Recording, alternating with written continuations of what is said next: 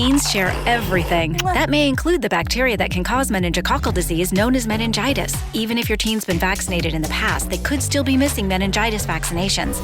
Ask your teen's doctor or visit meningitis.com today. Sponsored by GSK.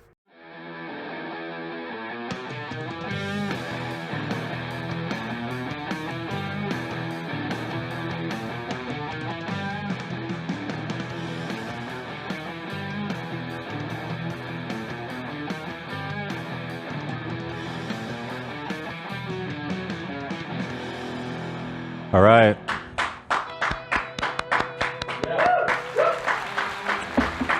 All right.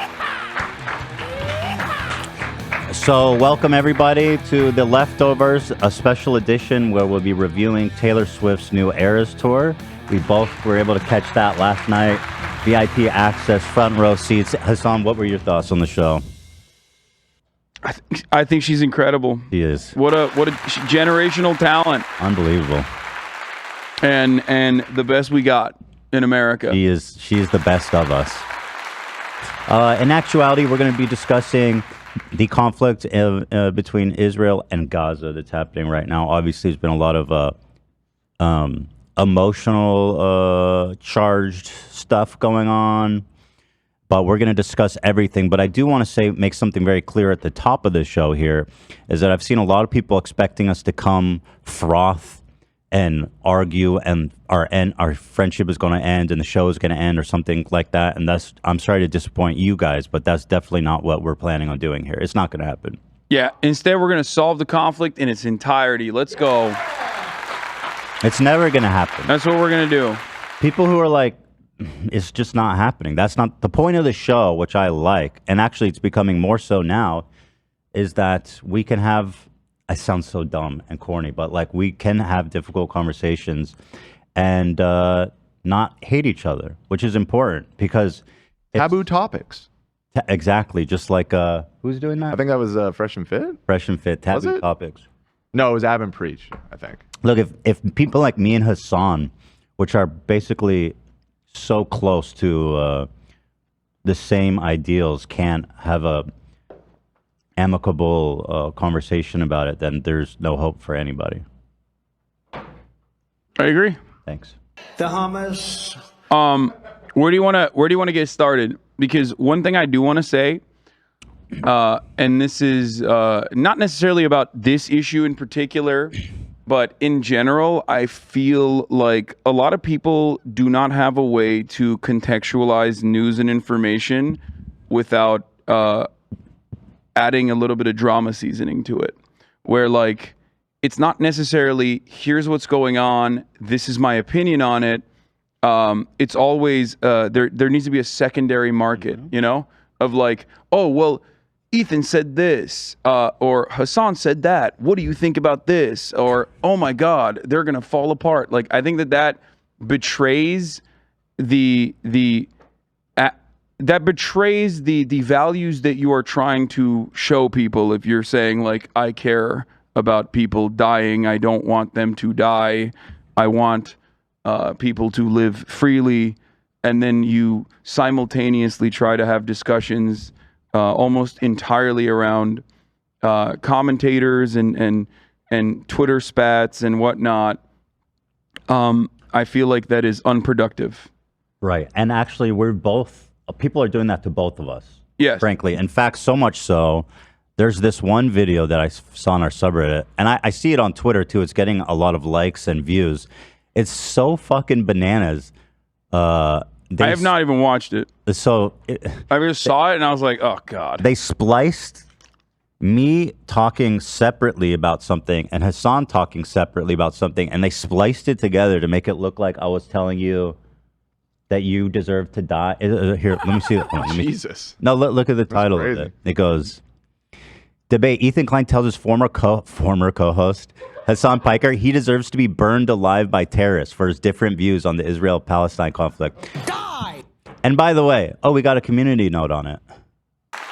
Thank you, Elon. 1.5 million views, though. But anyway, but that goes to show you. People are doing that too on the one thing that pisses me off is people who are cutting shit that is like trying to make it sound like I said that if you're pro-Palestine, you deserve to die, which is fucking nuts. Clearly cut. And I've seen people doing the same to you. Here's why they're doing that. Okay, here's why they're doing that to you specifically.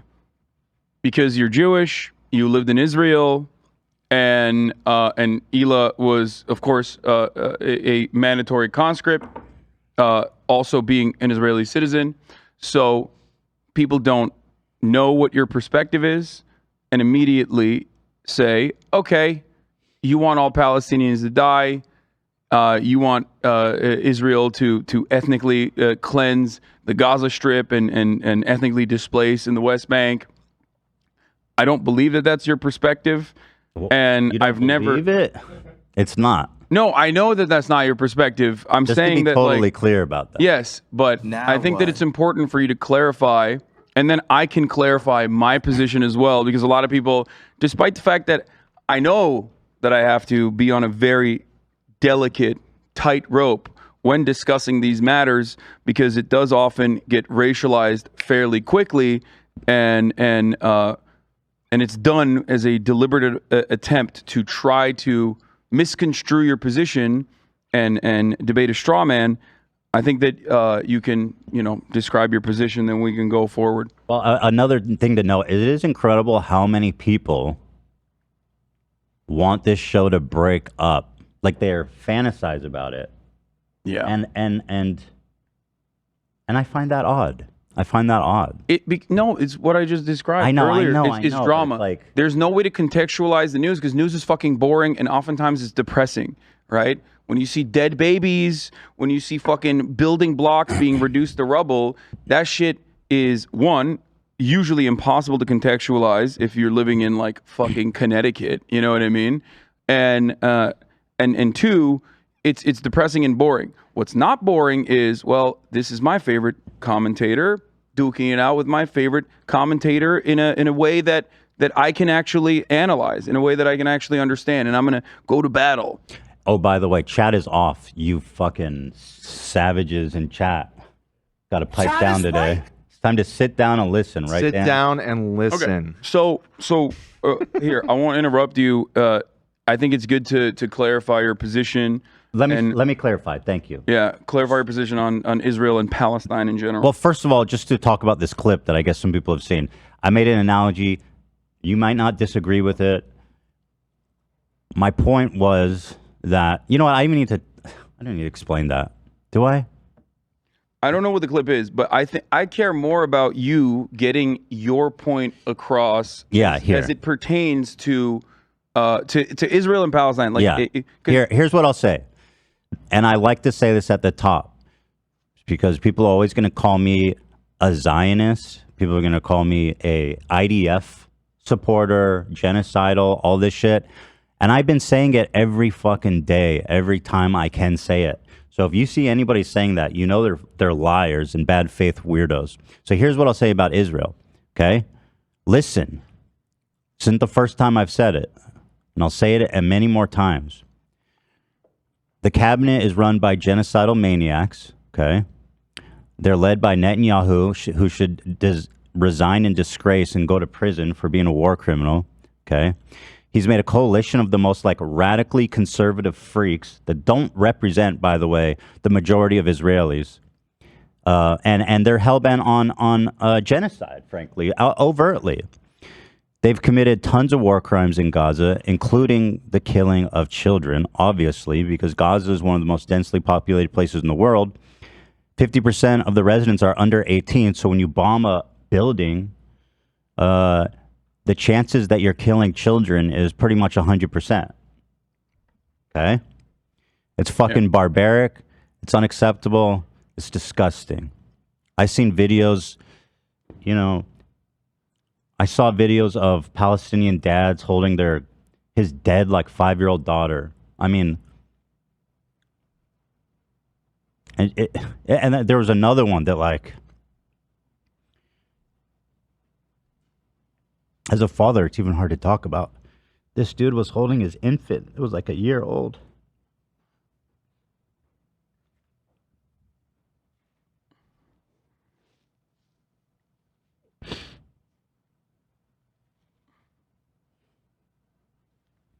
And he was like patting her on the back and saying like his final goodbye. I mean, he's holding her like she's alive, like he's just burping her or something.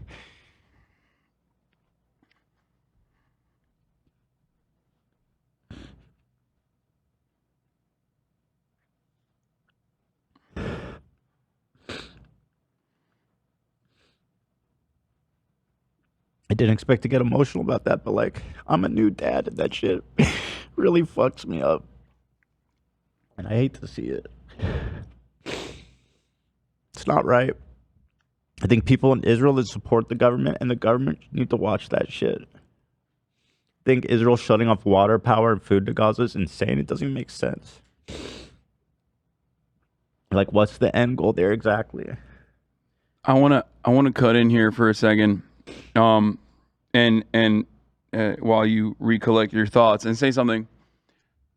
The feelings that you are demonstrating here, and the empathy that you're demonstrating and showing towards Palestinians,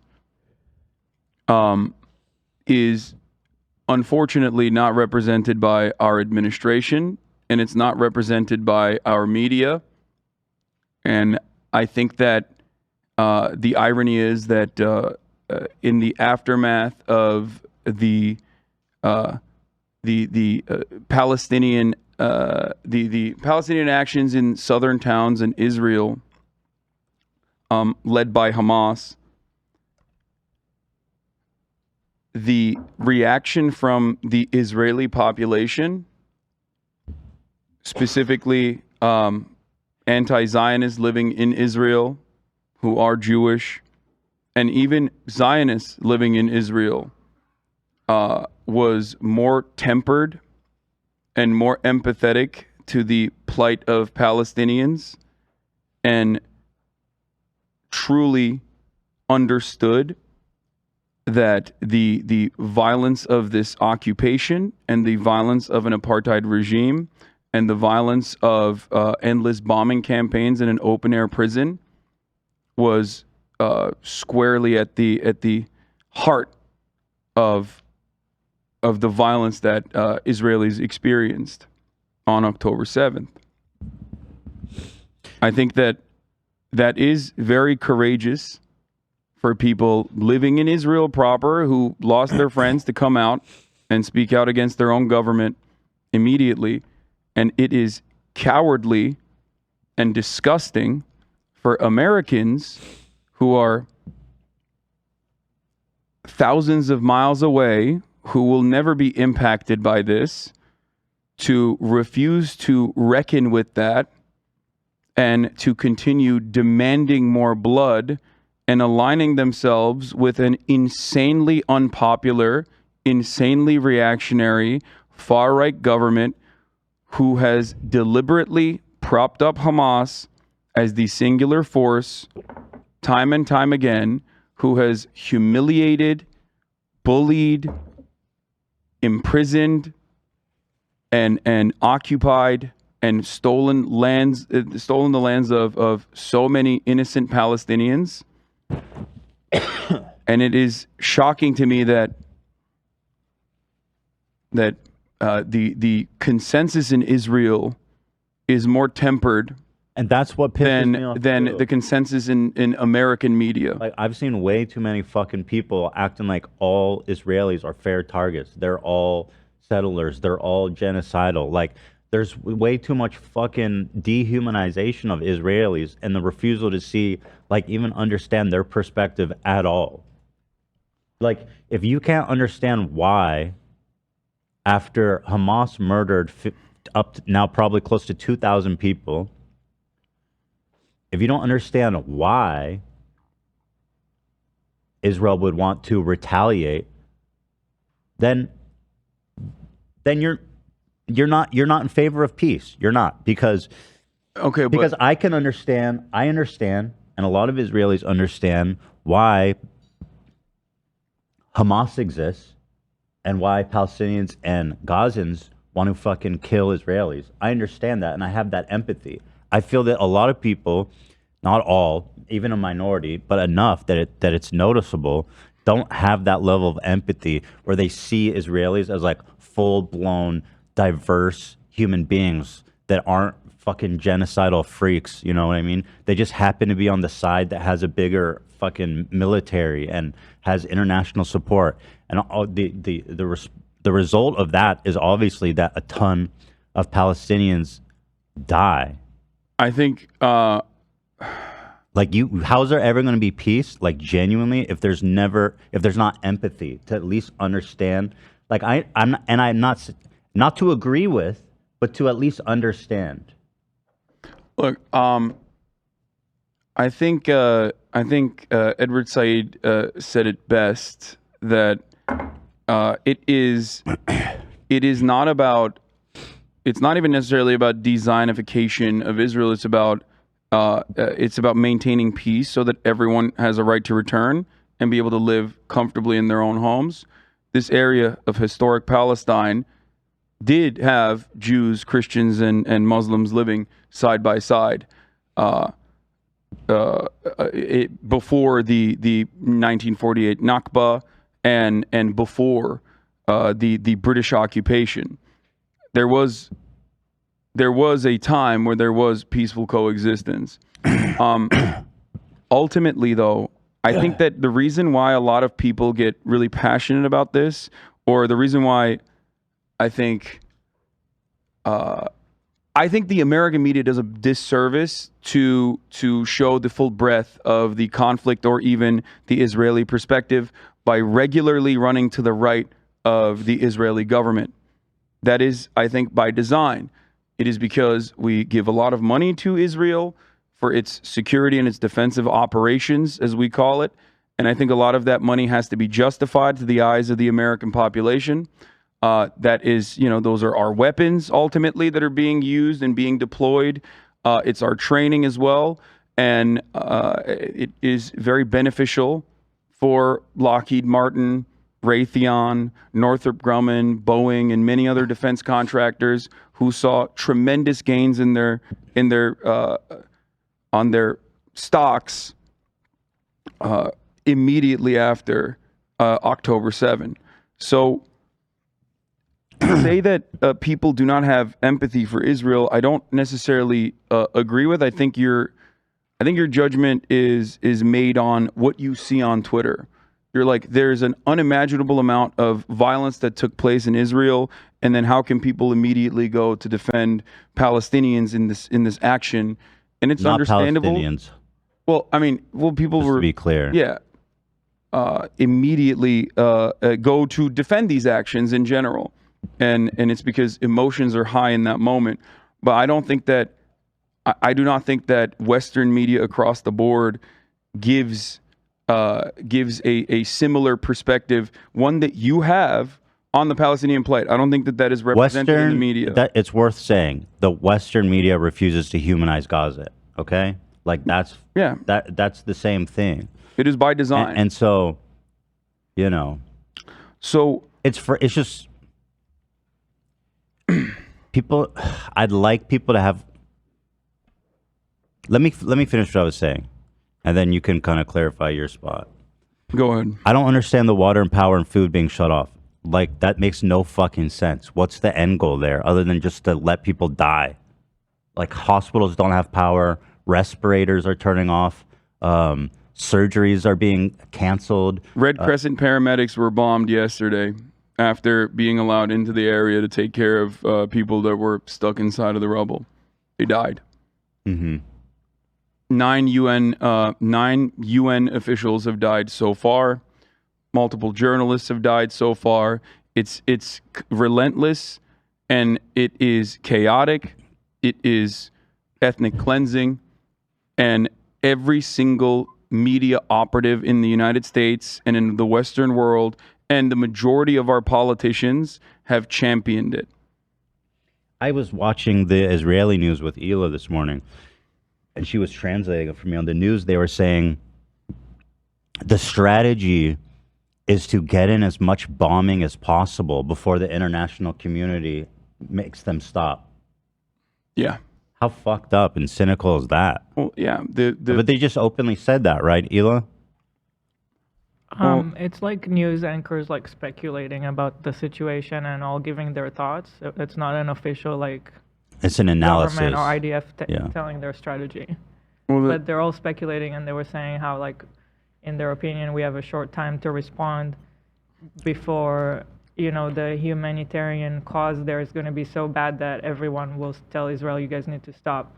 So some of the citizens are actually upset because they want them to respond harsher. Right. It's crazy. That's crazy. I want to say this about settlers in the West Bank are religious zealots. They're monsters. They're genocidal, fucking fundamental monsters.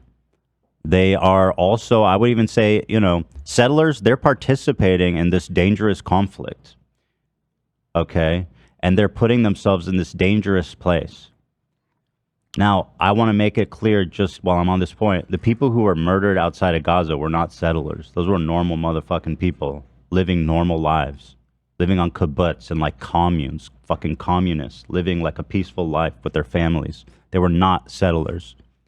Settlers are involved in this war, I believe. There used to be settlers in Gaza. The military had to forcibly remove them from Gaza so they could completely shut it off and begin sieges whenever they felt like mowing the lawn. So, and anyway, the Israeli government enables the settlements. They encourage it with the express purpose of erasing Palestinian land and making peace near as impossible as they can. So there's something important to mention here, important to acknowledge here.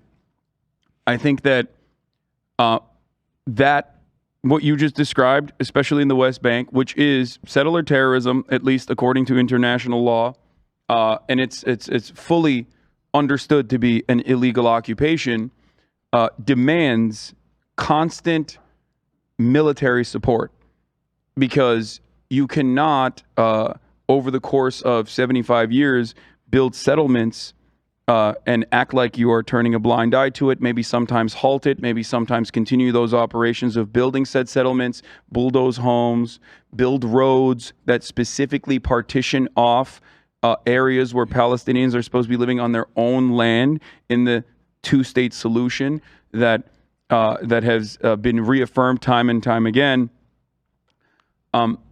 You can't have that be your peaceful coexistence project and not recognize that of course Palestinians see that and think, okay, well, what the fuck are we supposed to do? There's no Hamas in the West Bank, and yet the Palestinian Authority is like collaborating with Israeli security operations, giving up 14-year-olds that were throwing rocks and shit like that, while they're losing their land, they're losing their homes.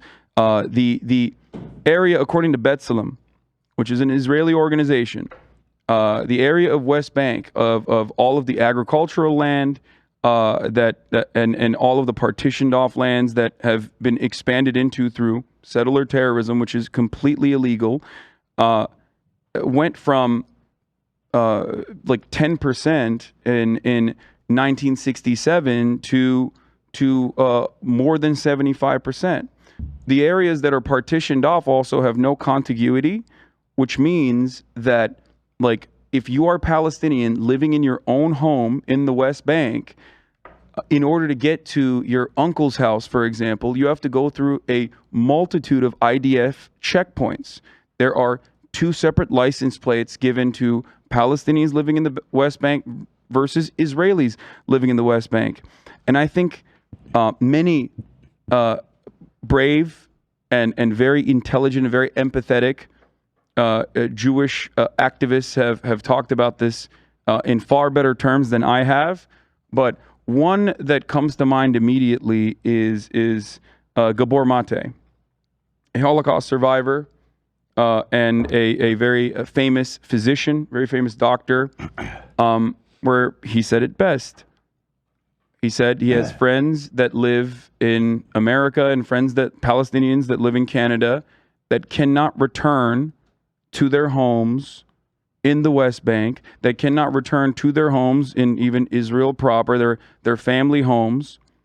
And yet, his friends, if regardless of whether or not they've ever lived in Israel, or regardless of whether or not where they're from around the world, can go to Israel and go specifically to West Bank and be able to sit on top of Palestinian land and own that land. That is horrifying. That is impossible to come to terms with. And I think that violence is a necessity in the maintenance of such a structure, which now many NGOs and even former officials, former Israeli officials, are considering is an apartheid. And it has been for some time now. And of course, that violence is going to, that violence that Palestinians endure on a daily basis is going to create more reactionary forces within it. This is something that I have said about the invasion of Afghanistan and the invasion of Iraq. And this is something that I even said about Russia invading Ukraine, is that more reactionary forces are going to be seen as the emancipatory forces when an irredentist power or an imperialist power goes and tries to seize land that it does not own. This is the second part of the brutality of the occupation that has made it seem as though Palestinians have no choice, that has created no opportunities for them, that has led to Hamas being able to seize more and more power after being democratically elected one time in 2006, pretty much. Right. And I do want to make clear that, again, as we talk about settlers and all this shit, that settlers are not the same as regular Israeli civilians. And I think, you know, having been listening... they're American. Actually, a lot of them are American. Yeah, they are the most... Yeah. They are... my friend Noah Colwyn calls this the zealotry of the convert, where I was talking to him yesterday. He's a former editor-in-chief of Jewish Currents. I think he was editor-in-chief. He still is a contributing editor. We were talking about like the most reactionary, the most violent activity often comes from the likes of Baruch Goldstein, right? An American Israeli who went in I believe 1993 into a mosque and shot and killed 29 Palestinians who were praying during prayer. A person that was hailed as a hero by the current administrator of the entirety of the Israeli police force, Itamar Ben-Gvir. Itamar Ben-Gvir and Benjamin Netanyahu are incredibly far-right politicians that now control the Israeli government. The last time that there was any kind of negotiation between Palestinians in good faith, between a person who was still a Zionist, like Yitzhak Rabin, they killed him. And the people that called for his assassination, like Ben-Gvir, are now in positions of power in Israel to show you how much the attitudes and the governance has changed over the course of the past 3 decades in Israel. I want to say that I agree, and a lot of people in Israel do. It's disgusting, the people that are there right now in power. And if I can add something about the settlers, that's another point of frustration for a lot of Israelis. They send the soldiers to protect them. Soldiers that have to put their life on hold because the IDF is mandatory. They're just 18-year-old, they're children. They have to go and protect the settlers. The settlers don't go to the IDF. Orthodox people don't serve in the IDF. Fucking nice. Yeah, this is insane. yeah. Hold on. Sorry, go ahead. I'm done. No, I was going to say that the amount of people that don't know that I've seen that IDF is mandatory service is crazy. Ela is not serving the IDF ideologically because she wants to fucking kill Gazans or whatever bullshit people always say about her. It's mandatory conscription. It's mandatory. Every Israeli has. That's why to there's serve. organizations such as IDF Veterans Against the Occupation that are very that are organizations that I rely on when making assessments on what's going on the ground in Israel as well. And here's the thing. This is a relatively controversial perspective. It's just that the official government attitude has oftentimes, or at all, as a matter of fact, ever reflected any kind of attitude within the Israeli population, as it has either deliberately or in secret continued the settler expansion protocols since 1967 especially. So that's basically burning the candle on both ends. Okay? On the one hand, you're telling Palestinians, hey, if you collaborate with us, we are still going to have these psychotic American settlers come to your uncle's house and take it away from you, bulldoze your house, partition your neighborhoods, okay, and set up a two-tier checkpoint system that B'Tselem calls, like I said, the permit regime, and constantly harass you. They can spit on you, and if they spit on you, the IDF's official protocol in that situation is to defend the settlers. They're not there to defend the Palestinians. Mm-hmm. Like, they might in certain instances, but overwhelmingly their job there is to specifically defend the settlers. And again, like Hila was touching on, you're sending young men out in harm's way to protect these provocateur, fucking religious zealots, radicals. And again, like Elis, the irony being that they don't even need to serve the military. I mean, it's a fucking joke. Yeah. So I think that it's especially important for people to keep in mind that Israel is so far from a monolith. It's people need to understand that, and that people need to understand that we're not all guilty of the crimes of our government, because if that was the case, heaven would be empty at the end of the day. I mean, this was the analogy I was making. If you're American, and if we're going to blame the citizens of Israel and say they're all, and some people have been saying this, and I have clips that I want to watch later, saying that all Israelis are occupiers in fair game and deserve to die, essentially. If you're willing to say that, then if, like, a terrorist cell comes to a fucking neighborhood in LA and wants to do revenge for the million Iraqis that the American government murdered during that war, then you're telling me you would have no problem with these terrorists coming and killing everybody you know? I mean, you are sitting next to someone who said America deserved 9/11, by the way. Okay, so, well, how would you feel? I want to let you know. How would you feel if people were blaming you for the Iraq war and coming and killing your fucking children and your grandma and your parents and your friends and your family, burning your house down, burning people alive? I don't disagree with you on civilian casualties. I think that ultimately we have a moral obligation to speak out against our government and do everything we physically can to stop that kind of bloodshed. I agree. And I think that plenty of Americans at least kind of recognize that this is a war machine that they cannot stop anymore. So my goal at least is to get people to not champion it. And the same goes for Israeli action, the Israeli government's actions specifically, just like the American government's action.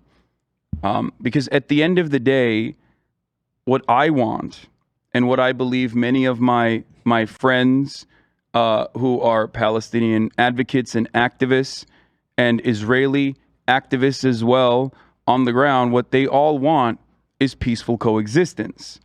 But peaceful coexistence will never be achieved as long as governments can behave in whichever way they want, especially as it comes to blood and soil propaganda, and the consequences of that propaganda being, blood and soil actions. That's same with America, same with Israel. I think that Israelis, and again, I hope that you'll see where they're coming from when you say they're cagey, they're paranoid, they're scared, and they feel threatened constantly. Yeah. And so when Israelis see a ton of leftists talking about, go Hamas, cheering on Hamas, or saying like super hyperbolic shit about like civilians are all settlers, or or saying shit like, listen, it's a revolution. What do you expect? Like, what is a revolution supposed to look like? Or whatever of all of these qualifiers, basically, that people want to make. The Israelis see that and they say, oh, these people just fucking hate us. They just want to kill everybody. That's why we're going to vote for these scumbags. I don't think that the people that vote for those scumbags are motivated by like some random Twitter person being like, "This is a revolution." It's a feeling that people get. It's not a random tweet. Yeah. So hold on. Go ahead. Go ahead, Hila. I want to say Ethan is right, and so many people in Israel just feel like it's an existential threat. It's just this. Everybody wants us dead. That's how we grow up. I grew up like that. All of our borders, they all want us dead. Rockets are always coming over. I was afraid to go on a bus as a child. And again, it's like that's your life. You're under threat all the time. And it's not, and it's important to say this is not about right or wrong. It's about having empathy for the Israeli experience. Okay. And how, and it's not about right and wrong. I have to say that. I have to emphasize that. It's got nothing to do with that. Okay? It's about understanding their perspective. And knowing that when you have these super, accepting views on violence and revolution and all this shit towards Israelis, it's not one tweet that people see, Hasan. It's all the shit people see over the years all the time. And it causes them to act irrationally. Okay. I think that you bring up a really good point about paranoia. The reason why, well, first of all, I mean, we don't have to get into like the history of why Jewish people would be understandably paranoid and worried, considering how they have historically been singled out as villains every single fucking time, from blood libels and pogroms all the way to the Holocaust. So. And so you would understand it's hard for some people to distinguish. No, I know you do, but 100%. I'm just saying this. I'm just saying this. 100%. You might understand how it's hard for some people to distinguish anti-Semitism between like criticism, especially when it's like a criticism that's very lax on violence against Israelis. So you're absolutely correct on that front. Here's what I will even dive into further, and this is something I talked about on my stream as well. The paranoia now that manifests inside of Israel, as far as I understand, like I don't live in Israel. I've never been to Israel. Is, at least from everything that I have read on not just Israel but also apartheid South Africa and the Algerian anti-colonial action against the French and numerous other formations of occupation and the emancipatory struggle there, the paranoia manifests and becomes a part of your identity because of the violence that is a necessity for the maintenance of apartheid. Because it's, of course, it's almost look. Israel was under threat before all this shit happened. I mean, what's up? From the moment Israel was established, the neighbors were trying to kill them. Well, I mean, I don't know if we agree on that. Really? I will say that I think that Nakba was an unjustifiable act of violence that was the formation of the state. Now, you can say every state is formed through an act of violence. All enclosures are are defended through acts of violence, certainly. But I think that there was, this extends, like what you say to West Bank, what you say about West Bank settlers was the original position of the Israeli state's formation. And this does not, in current day, justify like random Israeli children that are born inside of Israel proper to be considered enemy combatants. I agree with you there 100%, because that is not problem solving. That is looking for vengeance. However, if we are to say that like Israel from its development, like in its inception, has always been under the threat of violence from other nations, bordering nations, certainly, sure, but Israel's formation was a violent one. But let's just be real. Let's be practical. I'm talking to the Israeli psyche. Yeah. Okay. Like, 1973, every bordering Arab state wanted to just coalesce to destroy Israel. Okay?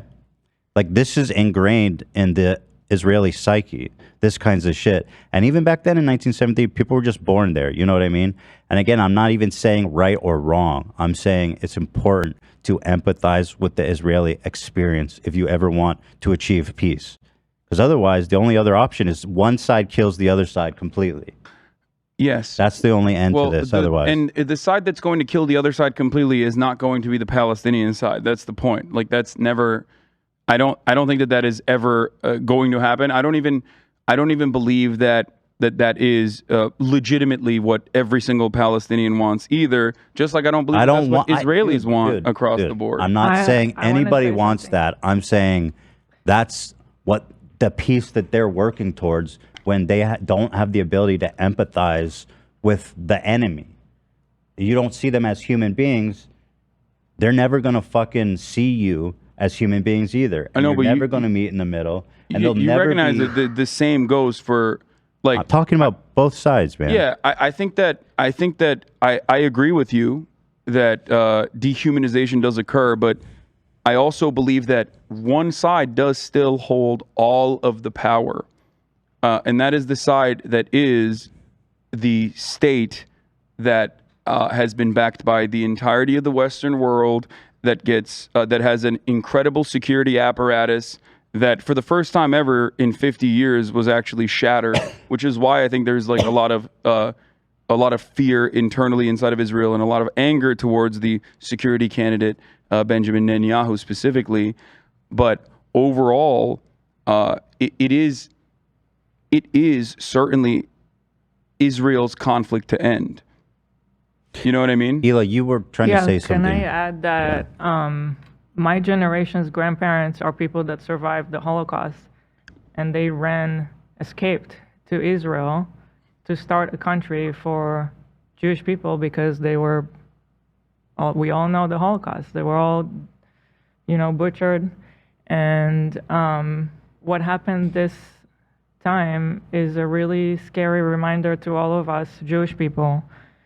And that's how I feel, at least, that it's a reminder. The Holocaust wasn't that long ago, and every year on Holocaust Day, the thing they tell you is never forget. You always have to tell the stories to everybody about what happened at the Holocaust, and it's always like something taken for granted for me. You just grow up and you're like, yeah, Holocaust Day, it happened. We all get it, but what happened this time is really scary, and it really does bring up this topic. And see, I don't think that you can even say something like that without starting a debate, and I don't think that's right. I think the reason why people would react to it, or even myself, as a matter of fact, will react to that is because while you're absolutely correct and your feelings are totally valid, what is happening currently is a ongoing, at least 75-year campaign of ethnic displacement upon people who had nothing to do with the Holocaust. And that is And Dude, we're just talking about the Israeli psyche. I don't. No, I so understand. So what is it you're saying though? Like we all know that, but we have to be real about how we interpret everybody's suffering. Everybody is like bro. You don't know how crazy it was. Like we were listening to the news on the day it happened, live, and families are calling in whispering. The terrorists are killing their children in front of them, burning people alive in safe houses. Shit, you know what I mean? Shooting babies with AK-47s.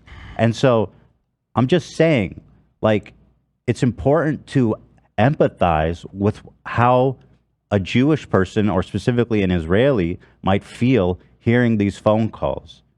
There are kids that survived because they were laying under their dead parents' bodies, and they laid there for hours, the whole day, and that's how they survived. And the last time we heard stories like that was at the Holocaust. And I'm not saying it's not about right or wrong. It's just about like having the empathy to understand your quote enemy, to understand the perspective. And I'm not asking Gazans necessarily even to be like, oh, well, I appreciate what they're going through. I'm talking about like people who want to fucking debate it all day long. And, you know, this stuff does influence people. The demonstrations you see out there that happened like immediately afterwards, these people have an effect on attitudes around the world. I don't think that they have any say or any effect on the Western world's united defense of Israel. It affects anti-Semitism, and it affects how people treat Jews, and it normalizes, by the way, treating Israelis like animals. I don't believe that we should treat Israelis like animals. And one thing that you have, I think, that many people do not, is the experiences that you mention as far as children hiding under their parents' bodies is, in this very fucked up way, identical to the existence of people living in Gaza every single day under brutal fire from a much more superior military force. The reality is that most of the Western world, not only does not see that, but also immediately rushes to equate people saying "Free Palestine" across the board in an unflinching way to a defense of Hamas or Hamas operations and whatnot. Are there people who do defend Hamas? Certainly. But ultimately, the overwhelming majority of activists that I know, the Haaretz editorial board, and the perspective of like Shin Bet officials that say that Israel's actions in the West Bank is becoming a security risk because it is radicalizing Palestinians into taking an incredibly anti-Israel posture. Former Mossad members, former Shin Bet officials united in saying the same exact thing. And you know, these terror attacks do the same. They radicalize Israelis. Of course, I understand that. Violence begets violence. That is a constant, no matter what. So what we have to remember is who holds the power to scale it back, who holds the power to stop the violence. I think a lot of people do know that and remember that. Yeah, and so when people say that this is this violence that occurred in Israel proper is directly a consequence of the brutal apartheid regime and the conditions that it set forth for Palestinian people. That's a fine statement that I agree with. Yeah. So when they say that, you're saying that people equate that with like a defense of Hamas. No, that is not what I'm saying. There are people that is not what I'm saying. There are Gazan Just people. To be totally clear, dude. There are Palestinian Authority people. There are people in Gaza that are not Hamas at all. Or there are Palestinian Authority people that have been going and doing the rounds in Western media. And the question always is, do you condemn these actions? Do you condemn these actions? Of course they condemn the actions. But the reality is that after condemning the actions 1,000 times over, it feels like the goal there, if you want to understand and empathize with the Muslim side of this conversation, it feels like the goal there is to derail, to stop talking about Gaza, stop talking about Palestinian people, just condemn the actions and shut the fuck up. And even if you do, as I have time and time again, people still go, well, your name is Hasan, you're Muslim, you're a supporter of terrorism. And this happened in the immediate aftermath of 2001 and 9/11. And ironically, as far as I have seen, at least in the Israeli left, the position is significantly more tempered than the American liberals were at that point, where George W. Bush's approval rating shot up to 91% after 9/11, where America's comfortable security blanket was penetrated, and our collective consciousness changed in that very moment to say, oh my God, we can actually experience this violence in our own homes. And the same goes for Israel as well, where you've mentioned rocket fire. Over the course of the past multiple decades, since 2000 onward, before the October 7 operation, that the casualties were, of course, asymmetrical. Rocket fire still ended up killing people in Israel proper. Again, it's like, but you can look at the numbers, but like, of course, because Israel has it's still the provocation. It's still the attempt. You know what I mean? Just because they have the technology to shoot it out of the sky doesn't mean that the people in Israel are not going to be affected by it. No, I understand that, but there's also, I want to say, I need to make something clear What's that up? you touched on. I don't think people who say I support Palestine are pro-Hamas. That's fucking insane. Okay. It's like the opposite of everything I've ever said. Okay? There is something I noticed that rubbed me wrong, which was that as the news was breaking, as people were still calling in saying, I'm in my safe house, I hear the terrorists outside killing my neighbors. People are on Twitter or whatever, or activists, whoever, saying, let's go Palestine. Go Palestine. So how am I? It's the timing, Hasan. It's important. Like, we got to make this huge distinction.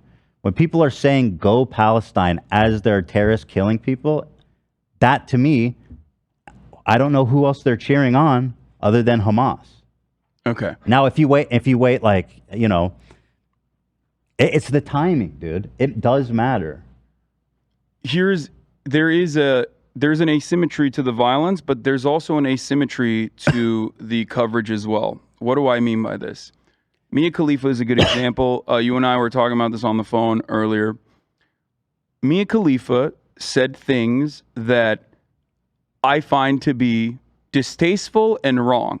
Okay? Worse than that. I think it was distasteful and wrong. I think it was callous. The indifference to violence that civilians are subjected to on the Israeli side as well is callous. However, the reaction to Mia Khalifa has never ever occurred on the other side. You're right. When Israel is engaging in bombing campaigns. Yeah, it's fucked up. And like you said, the horrific images that you saw that draw so much emotion out of you, of, like, you know, Palestinian fathers holding their daughters in this open air prison. There is no equivalence. I think a lot of people who have been advocates for Palestinians for many, many years, especially if they're Muslim, know this reality, that you have to be incredibly careful all the time with your rhetoric, and that even in an emotional moment, you can never say something that will be misconstrued. And Mia Khalifa said something that was inappropriate and unacceptable. Hold on. She showed a picture of terrorists roaming in a pickup truck, murdering civilians. She described that as a Renaissance painting. Yeah. And she went further and said, will the Palestinian freedom fighters please flip their phone I know, vertically? I mean, that's worse than unacceptable. So it's evil. So you're correct on that. Okay. So let me ask you this, though. Yeah. When Lindsey Graham goes on and says this is a religious war and we must ethnically cleanse, we must wipe our enemies, should get the same coverage. No, I know, but it doesn't, Ethan. That's the point. I Marco understand. Rubio, Marco Rubio's call for ethnic cleansing. These are people in positions of power. These are people who are literally facilitating in the bloodshed. These are people who actually are engaging in the continuation. These are not former porn stars who were Christian Lebanese who now. Whatever, dude. She was getting a lot of attention. People were liking it. It wasn't like. But here's the problem. That's meaningless, is what I'm saying in the grand scheme of things, because that doesn't. Hasan, let me make my point. No, go ahead. When you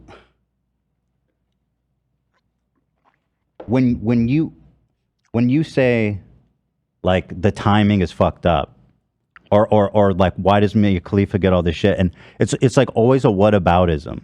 It's always like, you can never just say yes, and also, can we fucking hold Lindsey Graham accountable? Which I agree, and it's crazy the shit they say, and they should get more attention for it. But it's like there's a refusal to acknowledge, like, it's always about like, well, what about us? Which I understand, but it's like, you have to say, yes, you have this thing, and we also have this thing, and not like in the same breath say, but, yes, but. Like, it just doesn't feel, it feels fucked up. I think the former Palestinian Authority member that went on like BBC and did the rounds in the UK said it best, where it was, every single time you bring me on here, when Palestinians have done anything, you demand condemnation from me. Okay, we have done this so many times. I am not Hamas. My family members were killed by Israel. Six-year-olds, like 6 of my family members were killed by the Israeli occupying force. I have condemned it every single time. I've condemned Hamas every single time. But the reality is that no such condemnation is demanded from the media when Israeli officials are brought on to talk about like genuinely genocidal terms in which they're wiping out Gaza. And that is a constant, and that has never, ever been anything, like there has never been any equivalence whatsoever. And I think that people who are passionate, or people who say, people who are callously indifferent to the wanton violence of retaliation that is reactionary to apartheid, are thinking that they can get away with saying these sorts of things because they've seen people who are defenders of Israel say infinitely worse things as more bombing campaigns have continued. More than 1,200, almost 2,000 Israelis died. Israelis are terrified of a violent retaliation, right? Israelis now understand better than ever before the feeling that people in Gaza experience on a daily basis, the fear that they live with on a daily basis. That is going to breed more hostility, and that is going to play Palestinians directly into the hands of the most radical, the most fundamentalist forces that were directly propped up by the Israeli government, by Mossad. Hamas was seen as a counterweight, a counterbalance to secular forces and Marxist and socialist forces who also were violently, who participated in violent acts as well. However, the fundamentalist, the fundamentalist Islamist Muslim Brotherhood cutout was directly logistically supported by the Israeli government and has been propped up specifically by even Netanyahu and every other Israeli government as the only force to take seriously for Palestinians. It's impossible to ignore this when talking about the violent retaliation. This episode is brought to you by Starbucks. That is fire. Whoa, that's good. This might be the drink of the summer. Okay, I like this one too. I'm rocking with it, okay. Try it for yourself. Starbucks Refreshers Concentrates are coming home. Find them in the coffee aisle and make it yours. I think that... I agree, dude. Yeah. I don't disagree with that. I think equally it's important for Israelis to understand why there is... If the Israelis cannot empathize with the idea that why people want to do violent retaliation, why people support Hamas, then we're also never going to have peace. Yes. And Everybody it's needs to empathize. And I think it's more important than ever to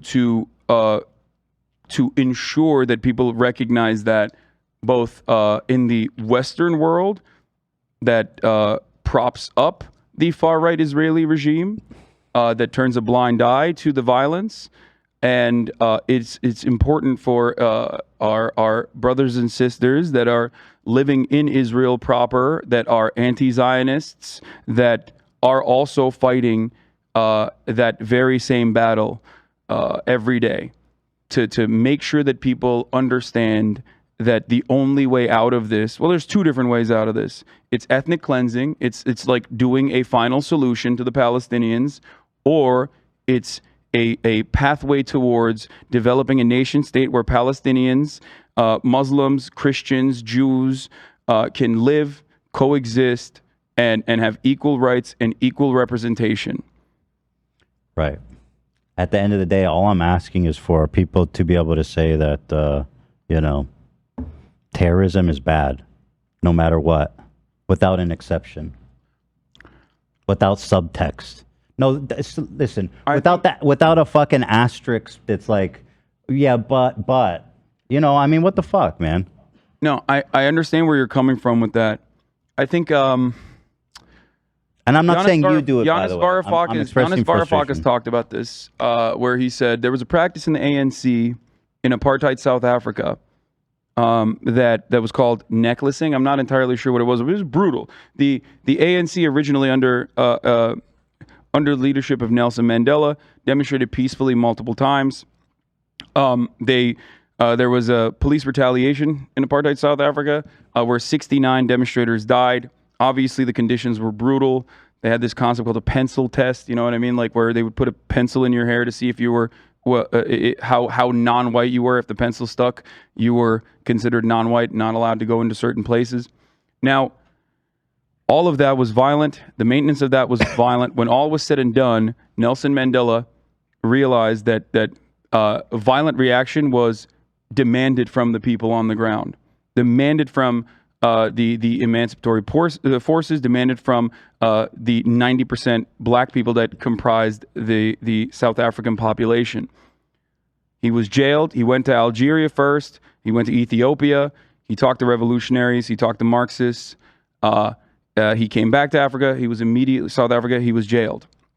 Time and time again, the government demanded that he denounce the violence.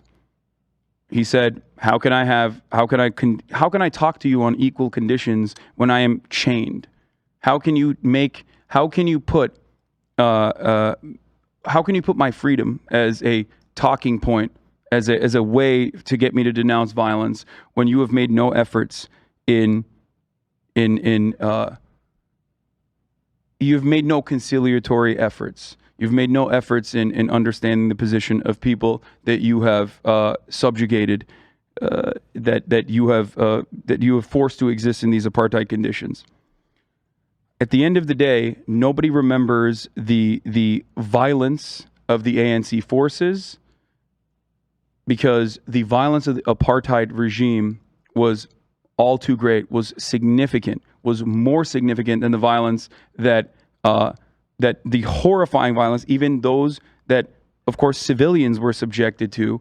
Because if I were to ask you today, what's worse, the violence towards the civilians in apartheid South Africa or the violence of the apartheid regime, you would say the violence of the apartheid regime, right? I don't know. Did they mass murder 1,500 civilians? I don't know the exact civilian casualties, but in Algeria, no, they did South some brutal Africa? stuff. Yeah. Apartheid? So Yes. hold up, how many? Well, I mean, not that it fucking No, matters. but exactly. But the conversation is important to analyze from that perspective, because people that are forced into a corner that see no other way out are going to do this, and and if you don't make any concessions, if you treat the secular Palestinian Authority like they're garbage and then use them as a part of your security, your surveillance state, and have them be seen as collaborators with the Israeli government that is currently imprisoning and defending the settlers, like you said, the fundamentalist religious freaks, in the West Bank, then of course Palestinians that are going to be like, well, what the fuck? Well, this is our two-state solution. This is our peaceful coexistence. That like we're losing our homes. We're getting bullied in our own neighborhoods. We have dudes from Brooklyn and Long Island coming in and being like, this is my house now. Like, if you see that as your peaceful coexistence as a pathway forward, you are inevitably radicalizing people to react to that in more and more violent ways. And that is entirely in the hands of the Israeli government to scale back, regardless of how Israeli people feel about the matter, whether they are understandably paranoid and understandably scared or not. I mean, remember, the first Intifada was rocks.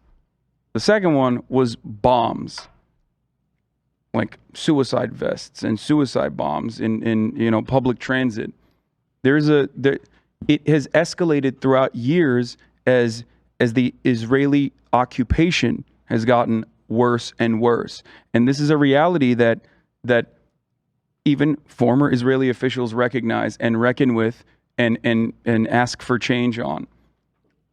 You know what I mean? 100%. Dude, I understand everything you're saying. Like, people forget, like in the 90s, there was at least some form of freedom of travel between Israel proper, West Bank, and Gaza. There were the border walls and the freedom of movement, freedom of travel was not stopped. It was not restricted. And look where we're at now. What's up? In the 90s, I feel like there were a lot more talks of peace that seemed actually close. Like, it didn't seem that impossible back then, from what I remember. Yeah, and then what happened? The one dude, one dude who was like, okay, guys, look, I'm a Zionist. I think that we should, at the very least, maintain the security of the Israeli state in a reasonable way. We have to fucking reason with these guys.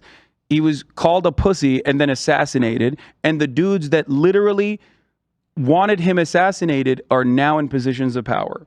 Yeah, it's and they have been voted for. They've been voted into office over and over and over and over again. Okay, so just to be clear, these fringe right freaks are like they've been getting more support, but like the reason they're in power, they don't usually get a lot of support in the parliament.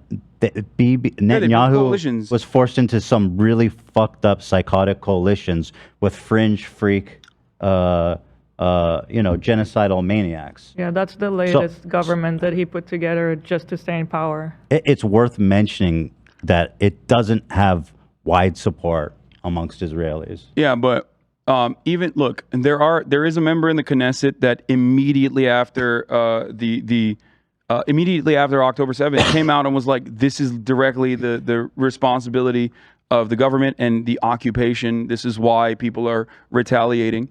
And he was right. So I'm not saying that there aren't voices. It's just that the voices are deafened. The voices are additionally deafened when any kind of retaliatory action is immediately weaponized. It's expected and weaponized to make the Israeli population become even more reactionary and demand more blood. Let me just ask you this then, and the analogy I gave you, okay? Just to get a direct answer, where as the terrorist attacks are happening, there's people calling, saying, my neighbors are being shot by terrorists right now. And there's people saying, go Palestine.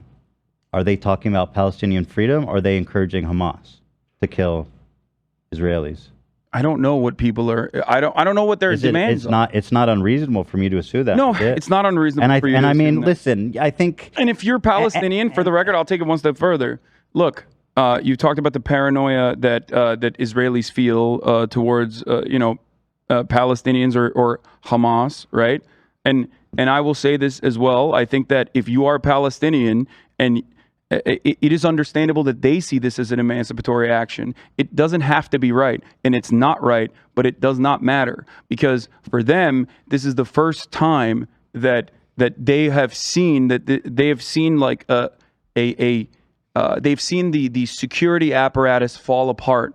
That they've seen the barriers that were designed, that were constructed around Gaza, get bulldozed. Dude, I got no problem with them breaking through the borders. like and doing some kind of shit.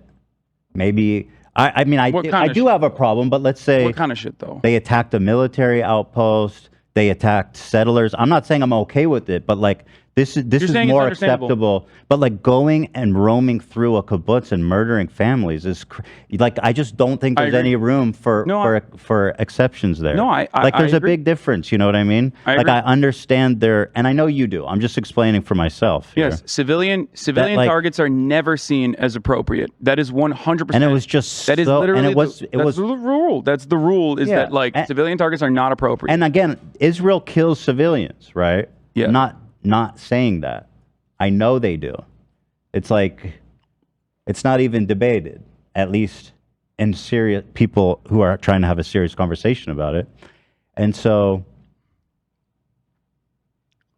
it seems a little obtuse, though, to look at an activist during a terrorist slaughter saying, let's go Palestine,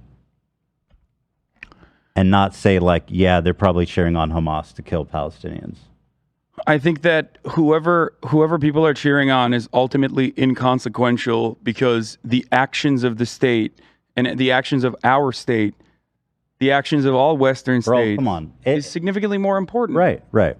That's what I'm saying. Right. Like, again. And I find it to be unproductive. And I also think it's ridiculous. And I'm not saying you're doing this, but I think it's fucking ridiculous that the indifference that people have to human casualties is gross, and it's never more perfectly demonstrated by people being like, oh, the BLM Chicago account that is like not even affiliated with the organization, even though I don't even like the official BLM organization anyway, is posting a photo, right? And then immediately people are like, look, this is how BLM is, like, you know, see, you guys have to immediately apologize. Everyone who was like been associated with BLM has to apologize for this random fucking Instagram account. That is politics. People are using the deaths of Israelis and the deaths of Palestinians to do domestic politics, and I think that's fucking ridiculous. And I also think, and maybe you agree with me, maybe you don't, that a part of the do you condemn the violence, do you condemn the violence, do you condemn the violence rhetoric is I think cynically applied to every single person that wants to talk about ending this conflict, even if it's talking about ending the conflict from the perspective of like Israeli security, where the Harvard Student Organization that got together and said the violence that Israel experienced today is squarely the consequence of the brutal occupation. They said that in the United States of America, the Harvard Students Organization, there's plenty of Jewish Americans that are involved in writing that. What happened? Every single psychopathic VC hedge fund dipshit said, these people need to be punished. Give us their names. And they got their names. They did Canary Mission style psychopathic doxing on students for saying what? For saying exactly the same thing that the Haaretz editorial board wrote, word for word, bar for bar. The Israeli paper of record. I'll say this. And the Harvard Students Association had an identical perspective. And what happened in America? They got doxxed. There are on the campus right now. Again, there are literally their photos are being posted. I read the letter. It was not that bad. People were going crazy and way overreacting about it. If people are mad about that, it's probably because of the timing. But there's no timing placed on another a group of people's emancipation. There's no like. Bro, my their timing matters. No, let's not be obtuse about this. It's just this one point I'm trying to make. You can't cheer on Hamas, dude. I do. Well, Ethan, I said, you know what I said, on the day of the occupation. I know you don't, but like we're being a little silly. Like if somebody says go fucking the only difference between what I said while people are being murdered, like that's pro Hamas. That's what it is. You're helping. You know what I mean? That's what it is. And I understand all the little subtext. But what's the distinction? But what's the distinction between what the Harvard students said, what I said, what many Israelis also said as well, versus like what you perceive other people were saying when you don't know the fuller picture of like their perspective? First of all, I don't have something a else. problem with what they said. Okay, you don't. And I'm curious about how soon after this massacre it was released, because I assuming, and we can look into what's this. the barrier of acceptability, though? Or is it that you know me personally and you know what my opinion is, which is why What did you say? You can understand. You didn't say anything like. You did not say like free Palestine or some shit after. No, as said, murders were happening. I said that resistance to apartheid is always imperfect, and there are casualties everywhere, which means there are casualties on the Israeli side, and there are going to be casualties on the Palestinian side. Statement, Hasan. Yes, that is ultimately the same as saying free Palestine. It is, because it's not, my goal dude. is it's to not. free Palestine. I know what you mean, no, but it's not. It's not here's the same, bro. Here's the thing. What you're saying is, and again, people, don't be silly about this. I'm talking about the timing. As civilians are being murdered, as the story's developing, people saying this, okay? That's an important distinction.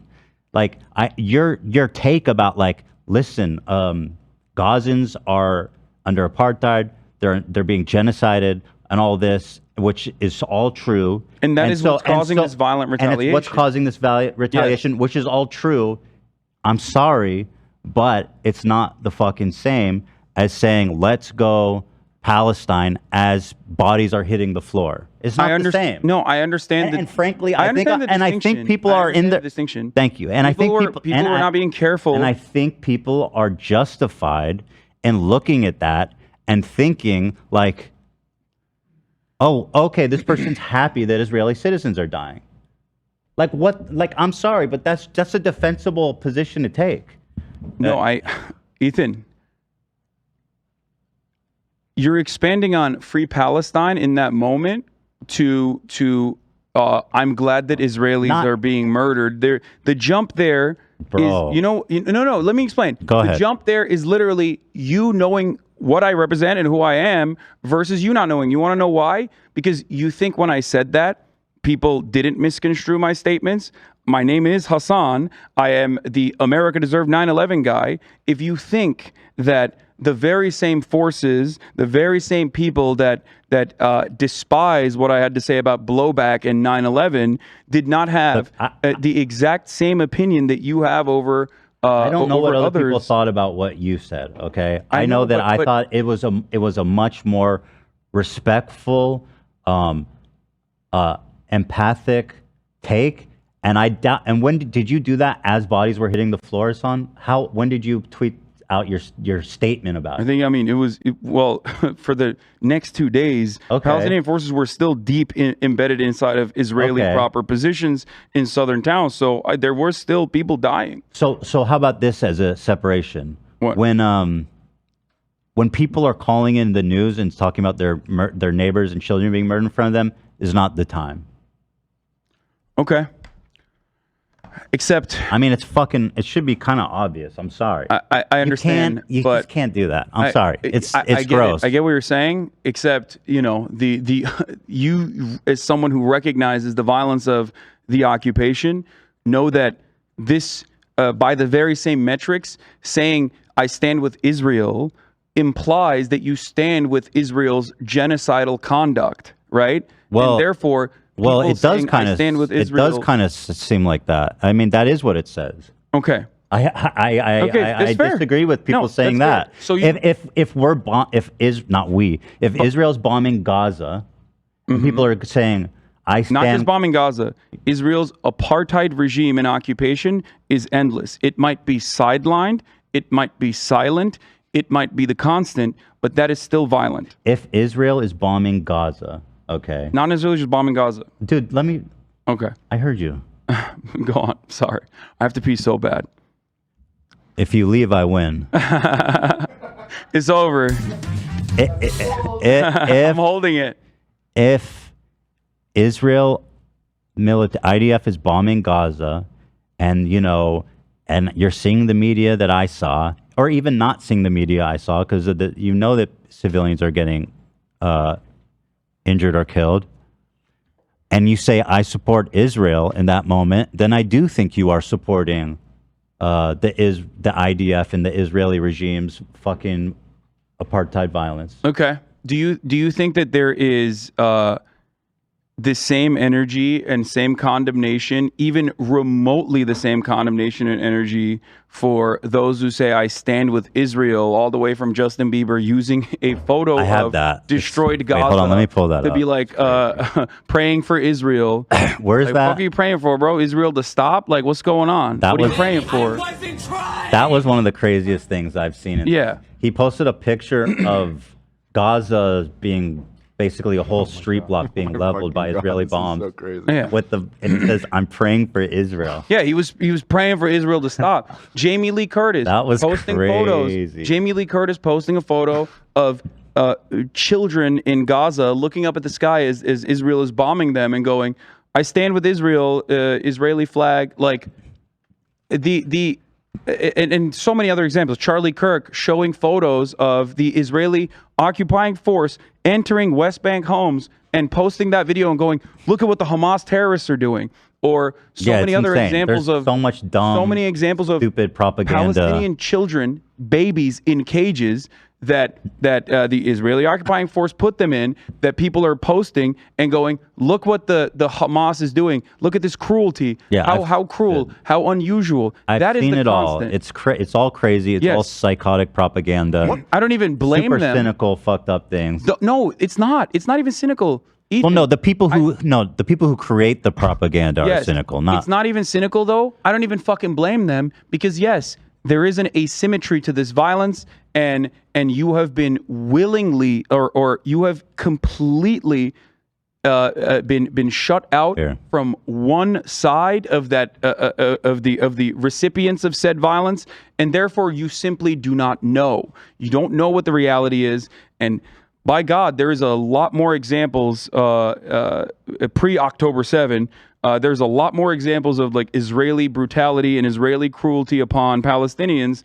So you're inevitably going to accidentally post shit like that. The thing is, like, with all this nuance and background and history, you still, if we're being serious about peace, you can't look at an Israeli, who is traumatized by what happened, in context of everything you've said, which I all agree with, and say, yes, but, it's horrible, or like, yes, but, it's like I'm just saying, on a human level, in the real world,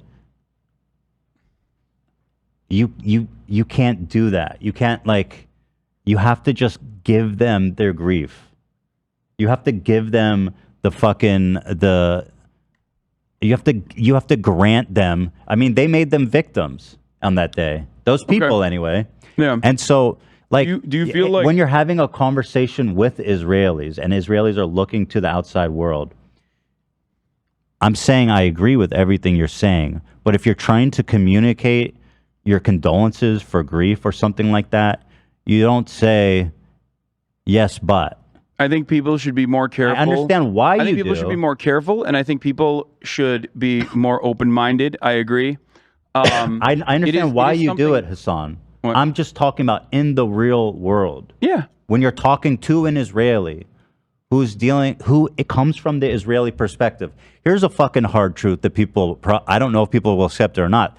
Listen, if you're born in Gaza, you're going to hate Israel 100%. If you're born in Israel, you're probably going to hate Hamas and maybe Palestinians. I don't know. I don't think most Israelis do, but Hamas for sure. Okay.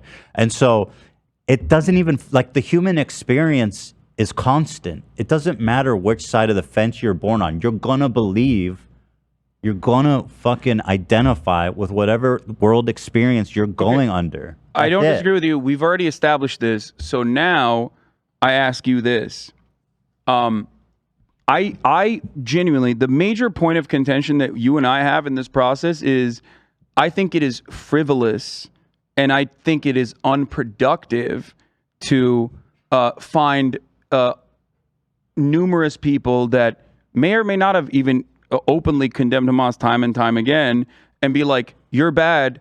you're bad, you're wrong for saying this. Like, sure, they're wrong, but that doesn't change I don't think the it's reality fair. on the ground. I don't think it's fair to characterize it as like a few rogue tweets. I mean, because ultimately, this was a lot of people. No, I get it, but people tweeting whatever the fuck, right, does not stop bombs from falling. People tweeting Israeli did not perspective, stop more. bro. That's all I'm saying. I know, but the Israeli perspective, if tomorrow the Israeli perspective shifted and was like, I mean, 85% of the fucking Israeli population currently thinks that Benjamin Netanyahu is the reason why 2,000 Israelis died. 85% of the Israeli population right now, according to the Jerusalem Post, in the latest and let's all fucking remember that when talking about Israelis. Yes.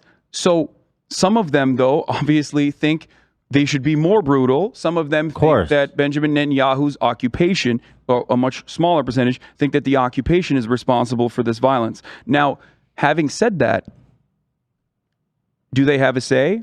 Can they unseat Benjamin Netanyahu? Is he going to jail? No, of course not. He's being tried, actually. And exactly, which is why he built a coalition with fucking Ben Gvir and all the other far right freaks. He was actually being tried for fraud or some crazy shit. Yeah, even more far right freaks. And many people are calling for his resignation. He is not going to do that. It's not going to happen. Even if he resigns, think about it this way. Hold on, 86% said that the attack from Gaza is a failure of leadership. Yeah, 86. That's what I said. And by the way, you did. This is just that's like everybody. This is Jewish citizens, so this isn't even including obviously the Arab Israelis. And people who watch this show know when we do polls and it's 86%, that's basically everybody. Yes, exactly, 100%. Like, who the fuck is dick riding Netanyahu in that point? Because like, from either angle, even if you think like Palestinians should be ethnically cleansed, or you think Palestinians should the occupation should end for the security purposes of Israeli citizens, it doesn't matter. You're still going to arrive at that conclusion that it is Benjamin Netanyahu's fault, because the power player in this situation is what matters. The power player in this situation is entirely responsible. The situation, for example, in Afghanistan, with the Taliban's numbers not withering away, but instead growing in popularity during the American occupation, is a perfect example of what happened, and is a perfect example of what's constant with occupying forces and with their violent means of subjugating, humiliating, and murdering the population. You fucking kill... who was it? Even that, I forget who this was, but I remember someone saying like, look, in 2014 or in 2004, time and time again, whenever bombing campaigns occur and people die and children die, you know, their relatives are still alive. The ones that are still alive are going to go, well, I know who fucking bombed me. I know who fucking killed my family. I know who fucking dropped bombs on my house. I'm not going to forget that. That is at the heart of the matter, and a real reconciliation with that means completely going back on 75 years of brutal occupation and policies that were deemed necessary at the time for Israeli security, that absolutely was just a cynical way to justify taking more and more land from Palestinians who had no say, who have never had a say in the conversation, and still to this day have no say. I mean, seriously, the resilience of Palestinian people all around the world, of 5 million displaced, 2 million living in Gaza, and another 2.5 million living in the West Bank is unimaginable. They've never had allies. They've always had imperfect allies and allegiances with people that are just simply only interested in destabilizing Israel. Like, I don't think Iran just fucking wants to use them as a puppet. I don't think Iran gives a shit about like Palestinians being free. Dude. I think it's very cynical, and they have nothing. They have nothing. They've never had anything. There is no equivalence here between the well-oiled military machine of the Israeli army that has gotten $264 billion in American taxpayer dollars to continue its operations. It's just not.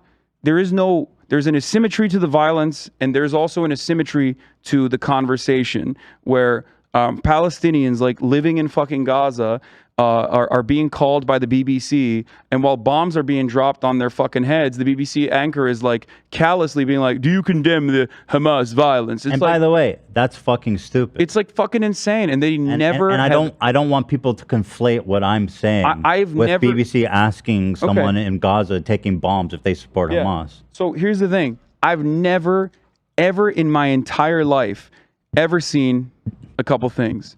I've never seen the American government, the State Department, ever say this was a provoked act of violence from Palestinians. I've never seen that. They always say it's unprovoked because it is supposed to be that violence is like, they act like that violence was in a vacuum. And I know you agree with me on this.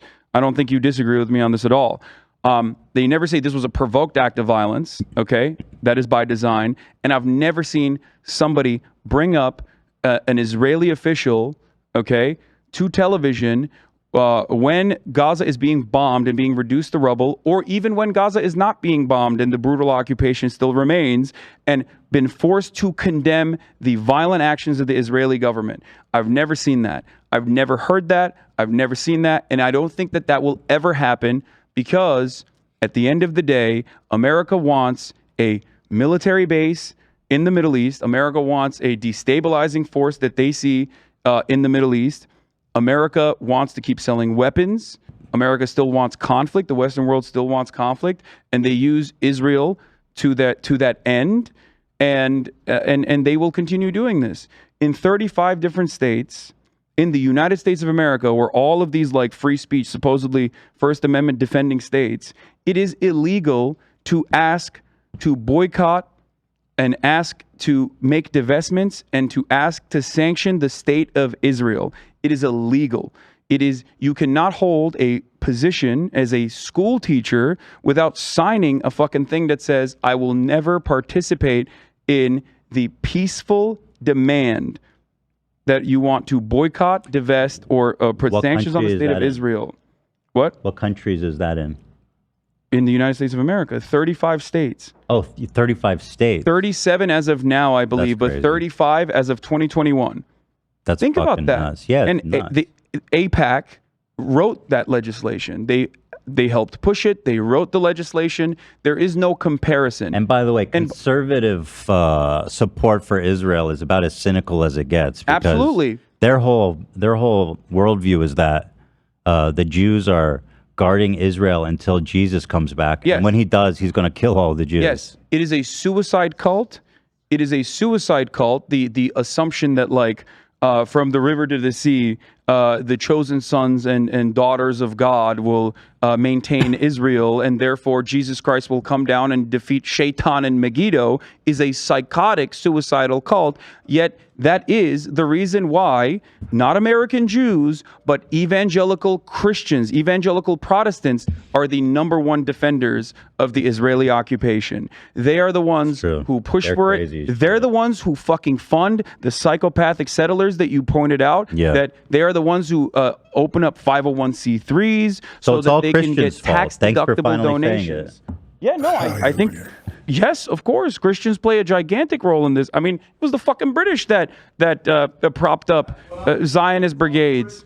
Yes, I mean, this still in a goes way, back to England. I mean, in a way, though, it is like, you know, it all comes back to the Brits. It's like, doesn't it? you know, if you're coming out of World War II at the Holocaust and you're being offered land by Britain and you're Hold on, your camera's out. I'm gonna go pee while you're gone. Oh no, now I'm censored. I'm fucking winning this argument. I'm not taking a pause to pee. Well, they can hear me, right? Amazon Health AI presents Painful Thoughts. Why did I search the internet for answers to my cold sore problem? Now I'm stuck down a rabbit hole filled with images of alarmingly graphic sores in various stages of ooze. I can clear my search history, but I can never unsee that. Don't go down the rabbit hole. Amazon Health AI gets you the right care fast. Healthcare just got less painful. So anyway, I'll continue my point as you guys work it out. I was saying that, you know, coming out of the Holocaust, you can hardly blame people who are offered land in their historic religious, most important religious spot by the British are hardly going to say no to that. Like, you know, it's just, again, the human experience. What group of people would have said, nah, that's not cool? Right. And then important to note that those same British simultaneously also promised the Arabs in Palestine a state there. Yeah. They were literally offering conflicting offers to two different groups of people. So good work, like, guys. again, when people, I do think when people try to reduce this conflict as something that's not simple, it's something that's so easy to understand, I don't think is entirely fair. I really don't. Like the war crimes, the murder, all the shit that's happening is obvious and easy and easy to point to Israel. But if you're talking about like the establishment of Israel, the long feuds over the land going back 75 years, where, again, as Dan was saying, the British went to the Jews after the Holocaust and said, you guys want to live in Jerusalem? And they're like, fuck yeah. And then To be went fair, to the they Palestinians. were lobbying for it for a long time too. They wanted that. Okay. But they they got the green light. Right, they got the green light. But yeah, And by all the United Nations or whatever, the League of Nations, whatever the fuck they, or I don't know, it was UN. it was and in fact, Yeah, it was had League been of a long time. Nations.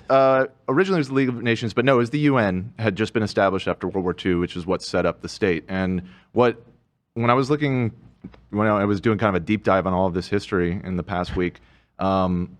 I was shocked to see. I guess I maybe knew this at one point, but the USSR was in support of it too. One of the very few times that you want to know who the United else? States and the USSR were on board with each other. You want to know who else is a big time supporter too? China. China Right. is a major ally and a major trade partner to Israel. Yes, abso-fucking-lutely. that's what RFK Jr. was talking about. Oh, really? Yeah, the COVID doesn't affect the Jews. Well, and no, the Chinese. but yeah, no, it's not. So you know, remember that when people in the chat will say like, "Oh, you fucking major defender of China." No, I think that China is also not exactly a fucking equal party here, or one that is advocating for reasonable solutions. I think that there is a reason why they are not saying anything. They're not coming out with like big declarations as they normally would in an effort to be like, look at America being fucking imperialist again or whatever. Just to finish my point when you were in the bathroom is that I think it's unfairly reductive to say it's not complicated. You know, going back to the establishment of Israel, the duplicity of the English, going back to the skirmishes and all there's been atrocities on both sides from the beginning. Okay. Obviously, Israel has continued to take more and more as they've enjoyed the benefit of funding and support from the international community. But to write it off as like the Israelis are just genocidal is unfairly reductive. I don't think that Israelis are genocidal, even though there are certainly Israelis that are genocidal. There are Americans that are genocidal. Palestinians are genocidal. Like, saying there's people who are. I'm just saying. Yeah, sure, but there are. Everybody has genocidal mania. I think that like. Am I not? Is that bother you? 1988. No. Does that bother you that I said? Of course, okay. Of course there are. But the reason why I think it's like laughable is because like, which direction is the genocide happening, bro? You know what I mean? Like it's usually. I don't think.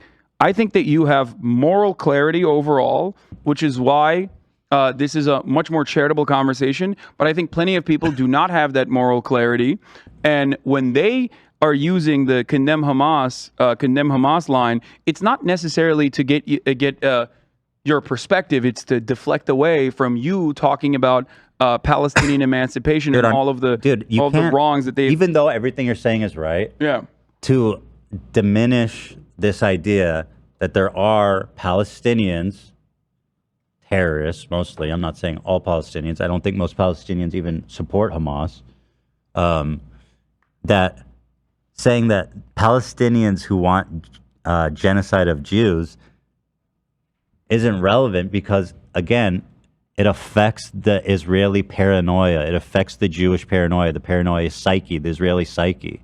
So, like, even though it's absurd, you say that's silly because the Israelis are doing the genocide, still fucking feeds into the pathology of what it means to be an Israeli.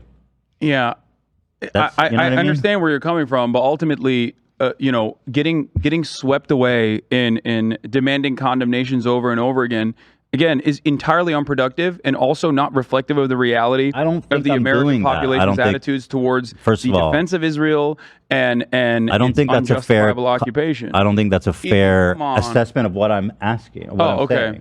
Okay. Well, maybe I'm misunderstanding what you're saying. No, you're saying. But like there is the expectation of constant condemnation of Palestinians against Hamas is not what I'm advocating for. If you want, just to be totally clear, because I know people think that about me. If you want to talk about, like, if right now you want to talk about Palestinian emancipation, whether you are Jewish or whether you are Arab, whether you are Muslim, it does not matter. If you talk about Palestinian emancipation at any point during this endless occupation and senseless brutality, you are immediately met with condemn Hamas. Why do you love Hamas? Why do you want to not support that? That's a different thing. I know, but okay, I just want to make that clear. You and I having this back and forth. I just want to make it clear because people think that's what I think, and I want to make it clear that what I'm saying is different entirely to expecting everyone to constantly condemn Hamas. That's not what I think people need to do. What you have a different perspective on the matter that is not widely shared in the Western world, and that is no better demonstrated by the actions that people are taking against the fucking Harvard Students Association versus like what the Israeli paper of records perspective is, which is identical to said Harvard Students Association. And the sad part about what you said is that you say Westerners don't agree with that, and you're right, but a lot of Israelis do. And that's fucked up. That people, you know what I mean? Because that's not what people see. Okay. Even though now that we've established that, do you understand that what I mean when I say there's a double standard with the callous indifference that people demonstrate to the death toll over and over again? I mean, we're talking about dudes that literally Benjamin Netanyahu, when in 2008. People living under brutal occupation in the world's largest open-air prison in Gaza, where 2 million people live, and 47% of that population is under the age of 14 and under, okay? Where their water, electricity, like you also pointed out, is controlled by Israel. They did a peaceful march, a demonstration for a right to return. Thousands of children, babies, and adults alike were ruthlessly shot at by Israeli snipers in that right to return as they walked and demonstrated and walked towards that fence, okay? Walked towards that border fence that traps them inside of Gaza. Thousands. While that was happening, if you had seen, or maybe you weren't paying attention, maybe you didn't see this, the media coverage of the matter was some of the most disgusting I have ever seen. While that was happening, the Trump administration was pushing to further annex Jerusalem and offer it in its entirety and recognize it as Israeli, which is, of course, a major point of contention and has never been allowed by the international authority. Completely unjustifiable, inhumane, immoral. Okay? So on the one hand, the Trump administration alongside the Israeli government were celebrating this action. On the other hand, on the other side of Israel proper, you had babies being fucking slaughtered, medics, press, journalists, and there's a double standard. Yes, absolutely. Now hold on. This is really important. This is really important to understand. Okay, if you demonstrate peacefully and get slaughtered, and then Benjamin Netanyahu goes on television and says callously, these are telegenically dead children. Palestinians have telegenically dead children. If former Israeli ambassadors are going on TV and saying Hamas is using these babies as meat shields, that somehow Israel is like RoboCop, or this like force that simply cannot stop itself from butchering, slaughtering fucking Gazans, and it's always in the hands of Hamas. And that is the constant position in both American media, and it is reflected in polling over and over again, where more than 50% of Americans side with Israel on the Israeli-Palestinian conflict, and only 9% of Americans actually side with Palestinians on the Israeli-Palestinian conflict, constantly going back and forth about like what the DSA-affiliated organization doing like a Free Palestine demonstration or whatever in the aftermath of October 7, and saying that feels like you're in defense of Hamas, sweaty, is unproductive, and it also doesn't even reflect anything. It doesn't reflect the reality. We know that in the Western world, Palestinians have no... it's like, it's emotional. You just can't blame people for seeing that and getting upset. But if you recognize that, then you recognize when you see a sea of I stand with Israel. I stand with Israel. Israel must ethnically cleanse Gaza. I do varying degrees of people saying that. I always have. Then how are Muslims in America that have lived in a massive surveillance state post 9/11? How are Muslims in the Western world who are constantly treated like fucking dogs, who literally are used as a political pawn, even though their homes have been destabilized by America's unjustifiable post 9/11 actions in the form of the war on terror? How are they supposed to think, oh, well, I guess everybody wants us fucking dead. I guess everybody wants the Palestinians to die. Everyone thinks that this is the normal position. Everyone thinks this is the constant position. Like, of course, they are going to look at that and think the exact same things that you're saying Israelis are feeling, the exact paranoia that Israelis are feeling. And quite frankly, if we look at the asymmetry of violence, if we look at the displacements, if we look at the subjugation, the brutal colonial occupation of not only Palestinians, but many other Muslim countries that have also been ruthlessly occupied and slaughtered by Western coalition forces, it is perfectly understandable and well within the right of Muslims to look at that and be understandably paranoid, and not necessarily paranoid thinking that, you are going to have Hamas forces do a second Holocaust in Israel, when the exact opposite is happening to Palestinians right now. Do you disagree? No. Okay. All right.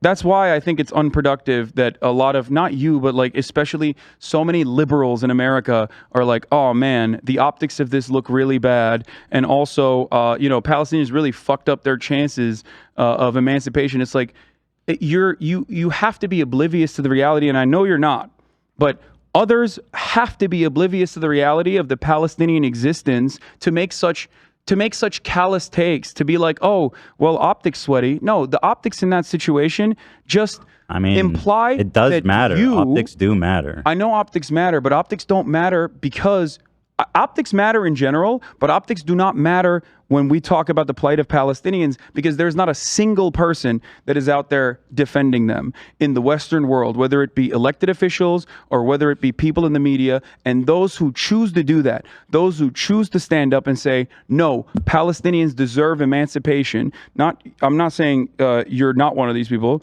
but those who do stand up and say that, okay, they get immediately cast as a terrorism defender. And I saw the spiritual consequences of that in a post 9/11 America. We are still living in the rubbles of post 9/11 America, and its attitude towards Muslims and its attitude towards Islam in general. And oh man, it does seem like this is somehow even worse than that, because I guess it didn't impact Americans directly, so they can be even more bloodthirsty without any fear that there could be violent retaliation. Right. I think we both have said our piece on this, and maybe we can move on to another topic now, because there is other stuff I want to talk about. Ben Shapiro got mad at me. I didn't actually watch that yet. Yeah. Are we going to get to the Taylor Swift film soon? Hold on. There is stuff. Okay. Yeah, we'll get to that. Okay. This great March of Return is fucking crazy, though. Just reading about this. Fucking 100 and... What does it say? Are you talking about 2018 march, the freedom, the right to return? I'm just reading about it. 40 kids, 190 Palestinians were killed. You know what the IDF, protests. you know what the Thousands were IDF official injured. account posted and then deleted? Shouts out to B'Tselem one more time. Wonderful organization. Okay, wonderful Israeli organization, by the way. They captured it before IDF deleted it, because this shows the indifference. What did they tweet? They said every single bullet was accounted for. Here, read out the casualty reports. It says 190 Palestinians were killed, 40 kids, thousands were injured. There's videos of IDF snipers filming, like putting their phone like this, propped up against the optics, sniping a child, killing them, hitting them in the head, celebrating that his legs flew up in the air as he was shot, and others around them celebrating. That's fucking, I mean, that's demonic. So when you see that, when you experience that, and then the American dogs in American media refuse to reckon with that violence and instead turn around and have former Israeli officials say these are Hamas-backed operatives, like the fucking 2-year-old or 4-year-old, the pregnant mother that was shot. These are Hamas operatives that deserve to be fucking killed for peacefully demonstrating. What do you do? What can you do? No one hears you, and you're constantly backed into a corner. You are going to retaliate. That is, of course, going to happen. And Israel needs to understand that. The Israelis, and I think some Israelis do. They need to understand that. And that's, okay. It's it's that mutual empathy.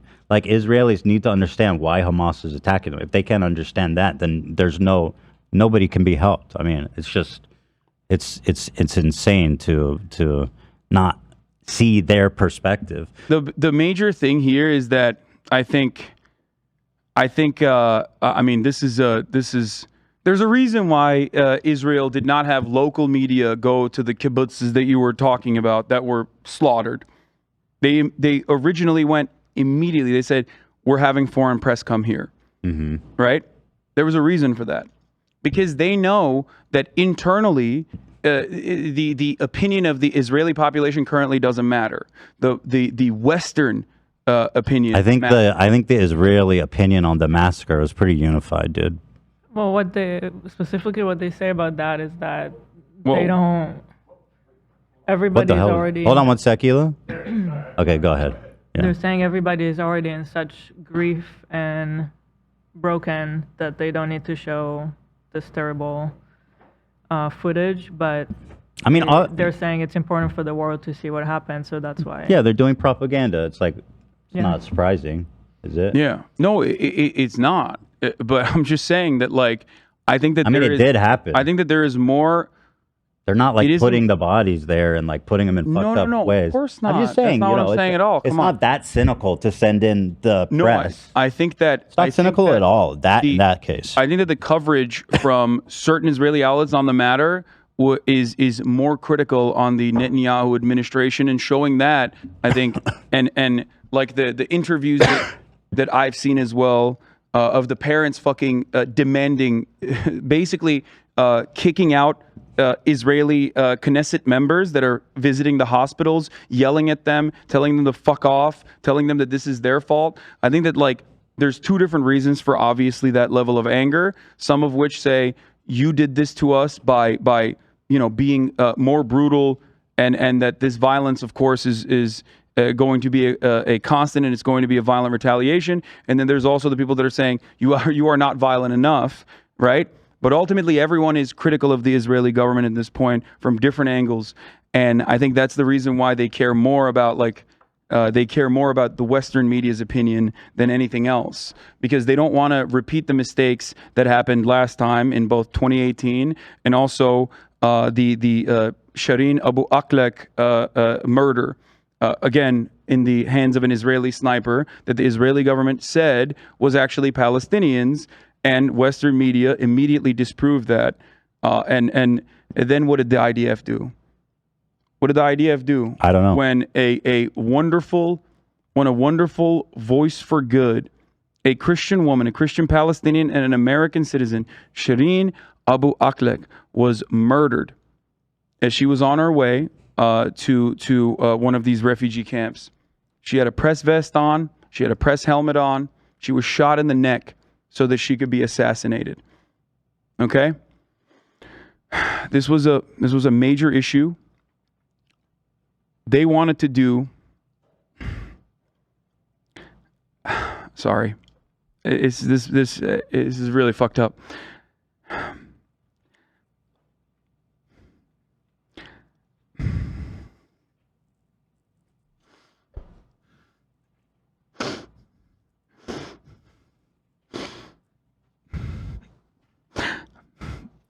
They went to her funeral and beat the shit out of people and ripped the Palestinian flag off of her.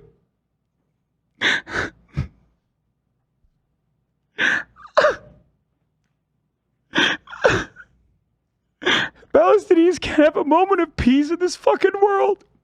They can't even mourn the dead.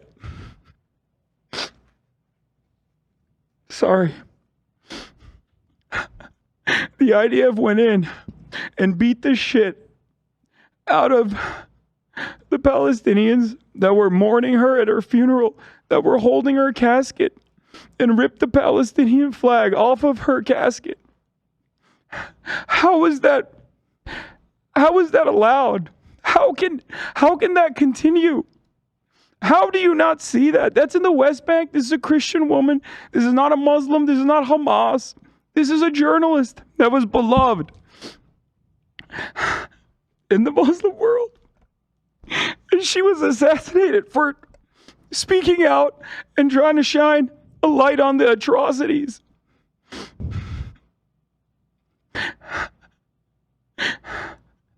It's hard to look, it's very hard to hold my composure on this. This is something I've talked about for years and years. But when that kind of ruthlessness, I sound like fucking Jordan Peterson when he talks about men. Jesus Christ. When that kind of brutality is so normal, so normalized, when that's the everyday existence of Palestinians in the supposed collaborative project with the Israeli government, how can you expect them to do anything but violently retaliate? There's no end in sight for this. And now you have cynical pieces of shit on social media. If you want to talk about social media and people saying stuff on social media, you have cynical liberal commentators that supposedly adorn the politics of radical emancipation saying, oh, how wonderful that Joe Biden is trying to create an exit corridor, a humanitarian corridor for those who are being bombed in Gaza right now to escape through Egypt. That's still ethnic displacement. That is not humanitarian. It is completely unjustifiable. Completely. There is no equivalent. There is no moral equivalence. There is no equivalence whatsoever. And there is no symmetry in the way that this is covered in the Western media. And that is by design. They refuse to show Palestinians as humans. And they have very successfully been able to dehumanize them. There are voices out there. There are voices in Israel. There are voices out there who see it, who see the brutality, who see the endless humiliation that Palestinian people have endured. And I stand with them, and I don't care. I will always stand with them, even if there is a moment of violent retaliation. Okay? They have nothing. They have no allies. They have nothing in the world. And people celebrate their destruction. It's happening right in front of our eyes. There's nothing. There's no equivalent. It is so horrifying that this can happen in the supposed only democracy in the Middle East, the supposed beacon of prosperity, in a sea of barbaric Arabs, right, who do mass rapes and love to behead people. All of these, some of which are true, by the way, I know. All of these are racist canards specifically to heighten the tensions and to justify what Israel is doing in broad daylight in moments that the world even chooses to care about paying attention to what's going on in Gaza. That's why I wanted to make the distinction that what goes on in the West Bank, this is constant. This is every day for Palestinians. Every day. It's crazy. Like, I know it's, you can say like, oh, land back movements are supposed to be violent or whatever, but there's nothing more violent than this. This is the violence. It's just that it's legalized. It is state-backed. So we are not trained to see it as a violent act. That's the difference. It's only violent or it's only terrorism when it's a non-state actor or a foreign adversary that engages in it. And that's why if you look at the United Nations, if you look at British or European authorities that have spoken out, correctly condemned Russian atrocities in Ukraine, you will hear silence when it comes to Israel and what Israel has done and what Israel continues to do to Palestinians. Disgusting. Sorry. I think I can say I don't know. Seeing this, it's fine. I'm good. Seeing this and hearing you talk about it, I do probably feel like I haven't been as empathetic with the Palestinian experience as I haven't, you know what I mean? Like, I can fully acknowledge that I haven't been 100% empathetic with that. And that, my perspective is different. Or, I mean, not right, but I'm just saying, like, seeing this and seeing you react makes me feel like, some of the dealings I've had with people on Twitter and stuff is, like, even though I disagree, is probably not empathetic enough towards this perspective. This is really sad. This is just a very, it's just one example of many. It's every life is important. Like, the Israeli lives are important too. I recognize that. It's just that there's no one out there that will speak out, and those who do are immediately branded as supporters of terrorism. I'm not saying you're doing that, Ethan, but the reality is, when you have the audacity as like a journalist in British media or a journalist in American media to sit across the desk from someone whose family has been murdered and to say, do you condemn the violence of Hamas, when you have never asked an Israeli official if they condemn the ongoing occupation, when you turn a blind eye to it? I'm sorry, I don't give a fuck what like some random person said about land back movements being violent on Twitter. Because one is the entire state. One is the entire media apparatus. The other is some fucking person on Twitter. And I don't know what the full scope of their perspective is, but I can tell you, I know the full scope of the perspective of mainstream media and the fucking dogs in America and the fucking violent dogs in all of the European nations, with the exception of Ireland, that have regularly supplied weapons, turned a blind eye to the atrocities, and still to this day, cynically and in the most disgusting way, declare that any kind of anti-Zionist sentiment, no matter who speaks it, could be Jews, could be Arabs, could be Palestinians, could be Muslims, is anti-Semitism. It's so unimaginable. You have people in England, a woman or a man who had a Palestinian flag was seized by the authorities and was arrested. Now they're talking about possibly declaring the Palestinian flag to be a terrorist flag. that conflation between Hamas and the Palestinians is the policy. That is the policy that is cynically built up, propped up, and defended over and over again, so that when babies are dying in Gaza, when children are being slaughtered in Gaza, when settlers spit on West Bank Palestinians and kill them and don't get punished, and as a matter of fact, the families of said victims get punished, when they're ruthlessly thrown out of their homes, you can still always turn around and justify it by either turning a blind eye to the atrocities or only covering the atrocities when there is any sort of retaliation from Hamas or from the Palestinian side in general. And then, sorry. And then we just say, why won't you condemn the violence? Why won't you condemn the violence? You are supporting Hamas.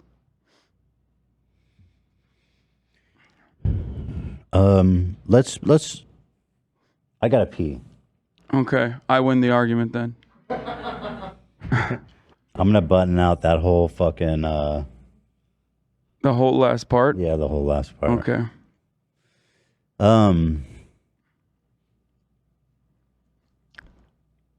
No, I feel like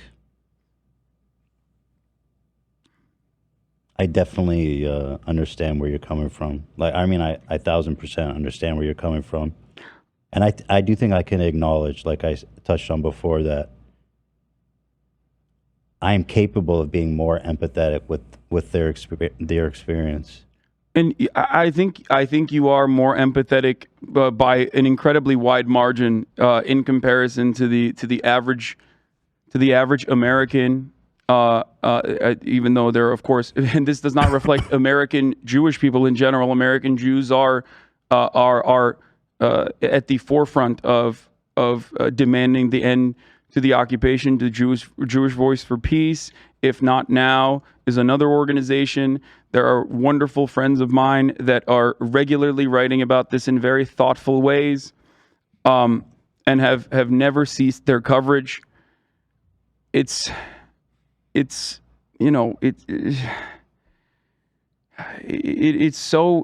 shitty. It's so sad. I don't know what else to say about it. Look, there was another point I wanted to make, but now I'm forgetting it. Let's do this. Let's enjoy this video, and then I'm gonna go pee, and then we'll move on to another topic. Okay. Here, we never got to watch this. This is the mashup of us having a fake conversation with each other. Yeah. 5% of their targets were civilians, okay? Did you not just see that they killed 700 people? But it doesn't matter because they're not a fucking real military. They're disorganized. And of course, there were people who did some fucked up ass shit, and civilians died as a consequence of that too. It's war. Innocent people die. All right, so let's bring the Iraqis out. Iraqi terrorist groups to your neighborhood. And see if you care. People murder everyone you love. Of course they did that. And that is completely fucked up. There's like a cut while you're talking. They do a really well. I think they do a decent job of like at least interlacing your audio, so it actually does seem like I'm responding. I don't know. It seems so far fetched, but people are believing it. Pretty interesting. This is wild. Yeah, it's wild. When immediately after, but like, how fucking cynical is this, man? To create this, people are saying I support Palestine, and what they don't mean Palestine, they mean the Hamas. Targets that they fucking killed, they're military. That's according to the Israeli numbers. Even more than Israelis, perhaps, deserve to be burned alive by terrorists. Like, bro, do you know what life is like? Have you read a book? Have you like watched anything that isn't like pure Zionist copium propaganda? In fact, why don't you just make it easier? Why don't you just fly to ISIS and do them a favor and just let them, just serve yourself on a platter? Why is Israel so violent? Why do they not actually scale it back a little bit? Freaks. Bloodthirsty, I'm not sitting here and being like, oh, that's totally justifiable. They come to your neighborhood that happens. and they just start burning people alive, killing people, kidnapping kids, absolutely insane. Desecrating bodies. I am much more interested in how that happened. It's pretty fucking. Props, I guess. Like if they had done it as a joke, it'd be one thing, but to try and trick people. I remember what I was gonna say. Okay, this is not about anything here, but it's neither here nor there. But like, you didn't know about the 2018 numbers, right? The march the march to return. No. So you didn't know about that. You didn't know about Shireen Abu Akleh, and you are, despite not knowing any of that, and these are just some of the hundreds of examples. There's a reason why you don't know, even though you are empathetic and to the Palestinian plight. Okay, there's a reason why you don't know, though, and I think that deserves examination. Why have you never heard of this? Do you want to know why? Because it will never get the same level of coverage that the Israeli retaliation and the justification for it gets. To be fair, I haven't really been paying attention to the news until like very recently. But well, there's a lot of Americans. But I'm not disagreeing with you. Just trying to defend my own ignorance. No, I know. It's just, I hope that people that are faced with this reality have a more empathetic approach, rather than turn around and say they deserved it and you deserve it too because you're a supporter of terrorism. You're not doing that, of course. There are those who know about it and yet still push this line, though. But I am a firm believer that if the media was a little bit less interested in manufacturing consent and creating a justification in the minds of Americans for ethnic cleansing of Palestinians, that more people would most likely say this is unacceptable, completely and utterly unacceptable. All right, I'm gonna go to the bathroom. I want to do all of this, so it might take a while if you're okay with that. It's fine. But I think I think that we're having a good thing happening here. So yeah, we're solving it. I want to keep it going. I mean, yeah. So I'll be right back. I'm just gonna go to the bathroom. Hasan, turn off his mic, please. Yeah, I apologize for being emotional. I definitely don't need to apologize. This has been a long past 3-4 days. Absolutely.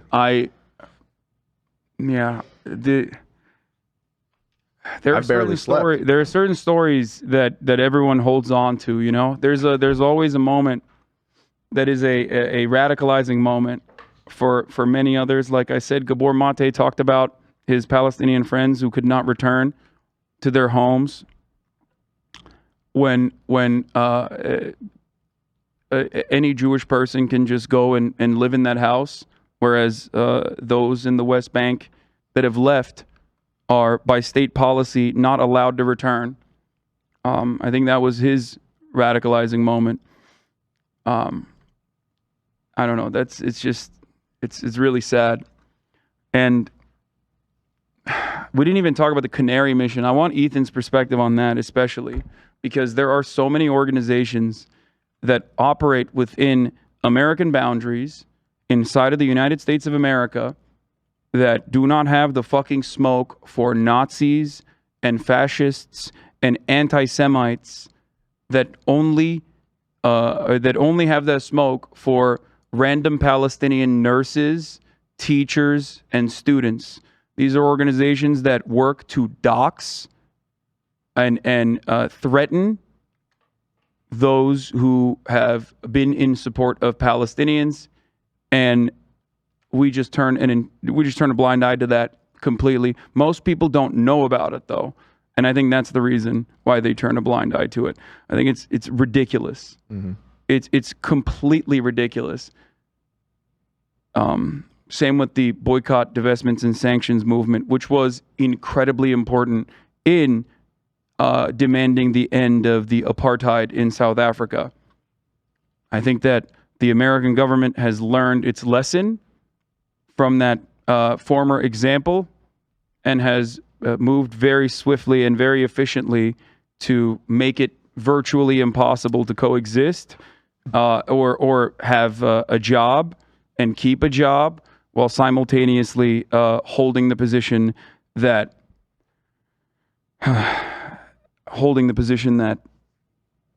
you can defend Palestinians and demand a boycott, divestment, and sanctions from the state of Israel. Do you know why it is that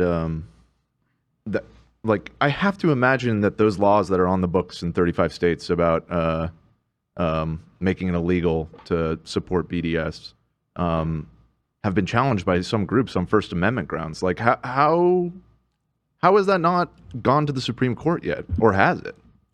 Has there been a ruling on that? It just seems so blatantly not. It's been challenged in one. I think Abby Martin was one of the people that challenged it in one, but ultimately it still exists in, like I said, in a lot of states. 35 is most, yeah. It just, I don't know. I guess I don't know what the status of any fights over that is, but it just seems so on its face unconstitutional. I'm shocked that so many states have been able to pass that. Jerusalem Post posted this today over this stupid fucking debate, but they said the Jerusalem Post can now confirm on verified photos of the bodies that reports of babies being burnt and decapitated in Hamas's assault on Kfar Aza, the kibbutz, are correct.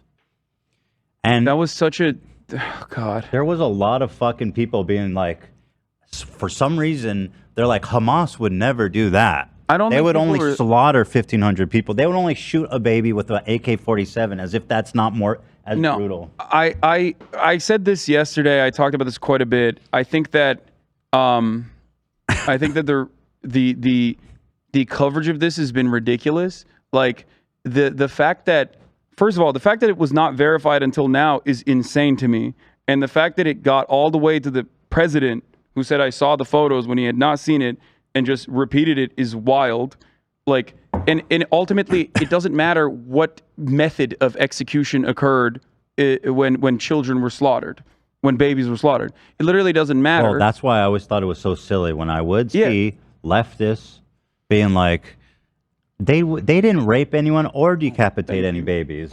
It's like, I guess they're cool then. I guess they're cool. Shot them. Yeah, they're cool. It does, but they did actually seem kind of moot. No, but Hamas. This is why this conversation is frivolous, and I mentioned it time and time again yesterday. That like, okay, the babies were not decapitated, they were killed, or they were, sure. but they're still killed. Yeah. So it is silly. Stupid, dumbass. It's silly to have a back and forth on this. However, the only reason as to why the assessment should be made later down the line on how quickly information that is not verified yet can spread all the way to the highest levels of government, and what that serves, what purpose that serves, that part needs a close examination, especially considering prior instances where, not that it matters. Again, I mean, it was true. It is true. Yeah. And it was ruthless. And it was brutal. It is fucking ruthless. And this is something that needs to be. This is something that of course, needs to be considered. That is. I mean, reason why people were the reason why a lot of people, at least I follow, who have been covering this on the ground inside of Israel, and some inside of Gaza as well. Was because of the Kuwait baby incubator situation that occurred in the past, where Amnesty International and the American authorities in the lead up to Operation Desert Storm said that the Iraqi soldiers were taking babies out of their incubators and like tossing them and like killing them, which is like incredibly brutal, right? In that circumstance, that was completely not real. That had not happened at all. And Amnesty International went in and looked at it. And there was even an eyewitness testimony that was offered in Congress that was just a complete falsehood, a complete fabrication, and that played a role in justifying it to Americans that like we have to invade. And I think that's the reason why, because the American government has done this before. I think that's the reason why people thought that this was the exact same situation. However, it wasn't the exact same situation because the baby incubator story was false, whereas babies were still killed in this circumstance. So it doesn't matter. Yeah, it doesn't matter. But the truth is, though, that this is not going to help anything. This is going to fuel a lot of bad feelings. This being true. And here's the thing, right? Like even if those babies weren't beheaded, let's say, right? Or they weren't decapitated, whether by gunfire or directly with knives or whatever, which is, I can't believe we're having this conversation. It's so fucking ridiculous. Okay, they still died. It's not like the Israeli government was going to do anything different. You know what I mean? Right. Like, or it's not like the people that are receiving this information were going to feel differently. Like the goal there is to absolutely demand verification, because you have to do that, because in the fog of war there is so much misinformation that gets presented, and the media should do their fucking jobs 100%. And I do have criticisms on that front, but it's ridiculous to have a constant back and forth on this when nothing will change and nothing's going to bring those children back. All right, here's what I want to do. I'm going to move on in the interest of fairness, because part of what I want to do today is call out some really fucking nasty shit I've seen. But and because I want to be consistent and do it all around, and these people are just as deserving, if not more, to be called out. I have a compilation of all the really fucked up shit that Western politicians, mostly politicians, some here like this guy. I mean, this is a rally, you know, this is a pro-Israel protest in New York. I mean, just listen to what this guy has to say. To my dick! What do you think the response should be from Netanyahu and the military to Gaza? Kill all Palestinians! All of them! Now, so, like, that's crazy, obviously. Thank you. Yeah. I mean, it's barbaric to just say that on camera. Yeah. I mean, why would he feel... There is a level of comfort in saying that, more so than saying... kill all Israelis, yeah, kill all Jews? Yeah, of course. There's definitely way more acceptable no thing to say. hesitation there, right into the camera. Yeah. No mask. His face is there. He's probably got a why job. would he say that? Is that might be a Kahanis flag, I think, too, the one that he's putting up. one left from the river to the sea. I can't see. Will be deceased. And Israel need to do like this. Oh, and then this whole No. shit. Yeah, I've heard this a million times. But The- anyway, so that was one. I just want to blast through these. The flag that I think he's waving is a Kahanis flag, which is of course the psychopathic terrorist cult, super far right, led by the insane Meir Kahan, the rabbi, which Itamar Ben-Gvir is a part of his cult and is a defender of.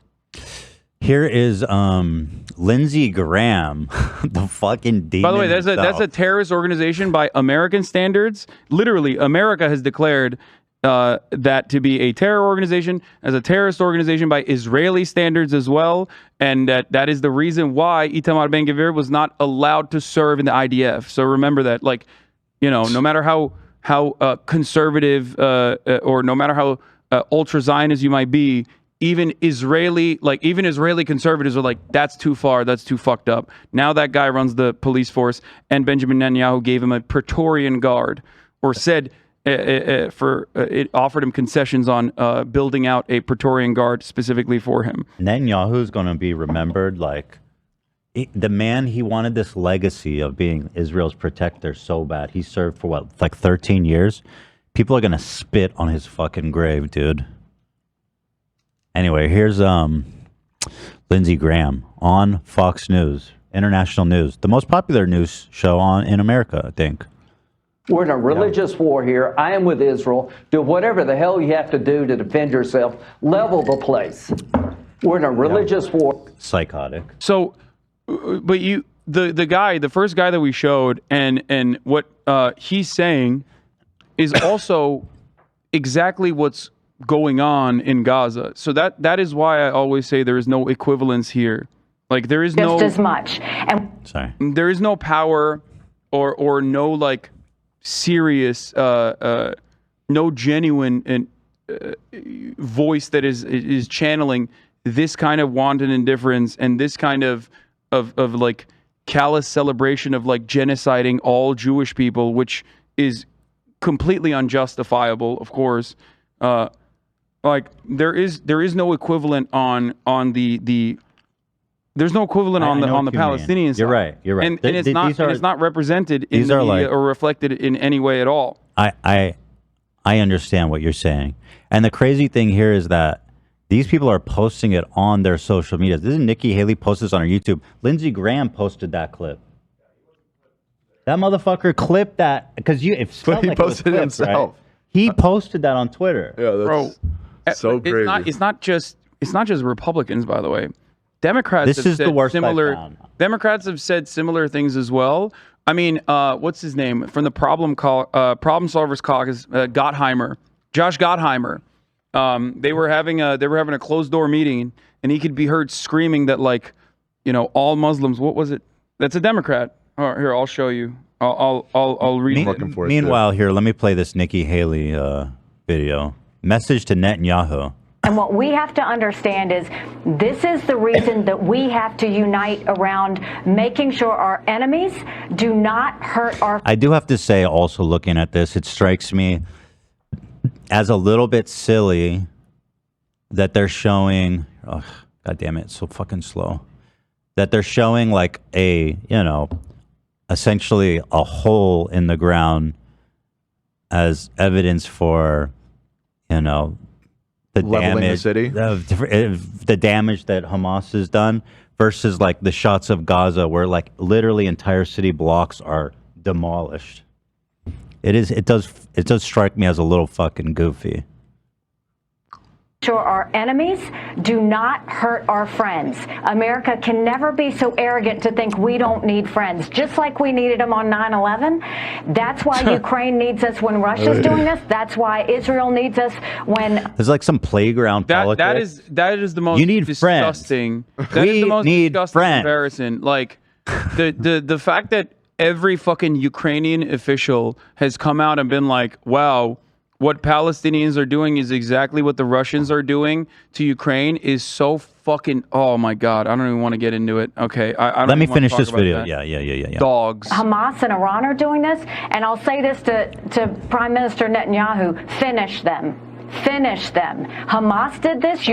I mean, that's fucking crazy. And I mean, the result of this shit, of these terrorist attacks is basically, the world, the Western world being like, here's your blank check to kill as many fucking Palestinians as you want. It's so 9/11 again. It's so scary. This only works when only one side of the conflict gets coverage in the eyes of the American population. They would do this on Fox regardless. It only works because of the insanely Islamophobic sentiment that is just so commonplace since the post 9/11 universe that we exist in, and not only that, but also that's why the conflation of Palestinians and Hamas is one that is by design, because the victims are still the Palestinians, it's not Hamas, and there is no way to effectively neuter or destroy Hamas with an endless bombing campaign in Gaza. The only way to destroy the influence that Hamas has is by starving it out. And I don't mean literally by starving the entire Gaza Strip. Starving Hamas and ridding it of its influence requires you to treat Palestinians with dignity and offer them equality and follow through on the former promises that the international community has made and turned a blind eye to Israel not following their commitments on. Fully agree with what you said. Like, again, it's important for everyone to acknowledge that Hamas is the result of, Israel's treatment of the Palestinians. And it's just, you're right. And I think it's obvious, but I guess people don't want to confront it. But the obvious solution is to don't give them a reason to turn to terrorists. Pretty obvious. But there it is. Here's Marco Rubio. There can be no ceasefire, negotiated solutions, or peaceful coexistence with depraved barbarians who murder teenage girls, children, the elderly, and then dump them in the streets of Gaza so bloodthirsty crowds can desecrate their bodies. Hamas must be eradicated, and Israel must respond disproportionately, in all caps, to this and any future attacks from the enemy. I mean, what he's doing here is like the Hamas murderers are 1,000% barbarians who murdered children, teenage girls, which specifically he has a problem with. He goes, who murdered teenage girls? What about teenage boys? We don't care about them. Just like, it's a weird focus. What, right? Anytime, a little odd. Anytime you call out teenage girls in any context, I'm going to raise an eyebrow. Check his hard drive. He just likes them, you know. Yeah. By the way, But to finish my point, he was saying he's conflating Hamas, who are bloodthirsty murderers, to justify killing Palestinians disproportionately. And again, like, I don't know if they, like the videos that I saw that made me emotional before of the Palestinian dad, you know, with his daughter, holding her like this, like she was like gray and fucking dead, like an 8-month-old baby. Yeah. Like a beautiful newborn, innocent, beautiful child. Like, I don't know if and he's this man. I don't know if Marco Rubio has ever seen anything like that, or if it would change him. But I can't imagine that seeing that would not have an impact on these fucking ghouls to see what they're actually wishing for. It might not be impactful for Marco Rubio, but it certainly would be impactful for many people who are completely oblivious to what's going on, which is precisely the reason why that never gets any coverage. This isn't to say that like Israeli civilian casualties are acceptable or good. It's just that there is coverage on that endlessly, understandably, and never any coverage on the humanity of Gazans. I've talked about another aspect of this too. We in the Western world live in the comfort of the imperial core, and we live in a comfortable security blanket.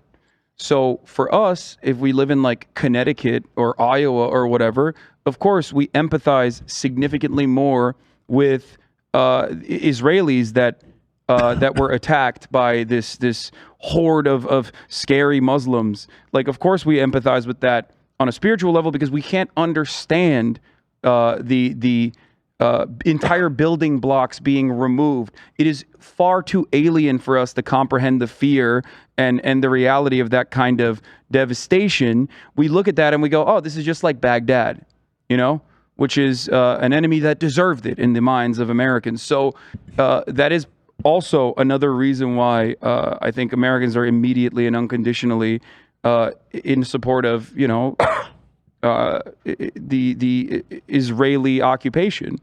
Here's Ben Shapiro. I mean, no surprise here, obviously, but still. Oh, he's been baying for blood nonstop. I mean, here's a video. The UN Special Reporter for Human Rights in Palestine. We are horrified by what's happening, and we are calling for a truce. And here's a video of, you know, Gaza being bombed by missiles. And then Ben, in his infinite empathy and human nature, told them that they can fuck right off. And like, this is such, all these people, but looking at Ben, I mean, is such a lack of human empathy. It's like, it's just fucking evil, man. But there it is. That's Benny Boy. And one more, again, no surprises here, but Charlie Kirk. These people betray principles of Judaism and centuries of Jewish history of always siding with those who have been oppressed, always being at the forefront of social justice and fighting for emancipation for all people. It's really, really, really disgusting to see that. 100%. I didn't want to read this one.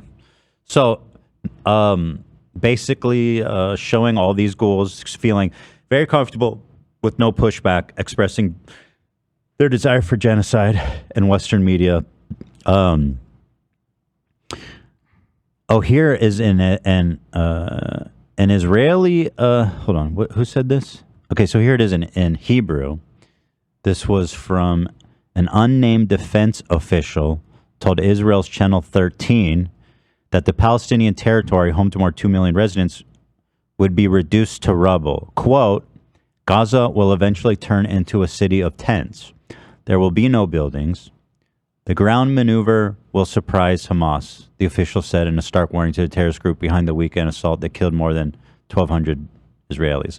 I mean, the Israeli defense minister literally said, we're shutting off the electricity, we're shutting off the food supply. I don't understand And we're that. shutting off the water into Gaza because we're fighting human animals, or a better translation, I think, was beasts. But ultimately, though, that's collective punishment. It is a violation of the Geneva Suggestions. I don't want to call it conventions.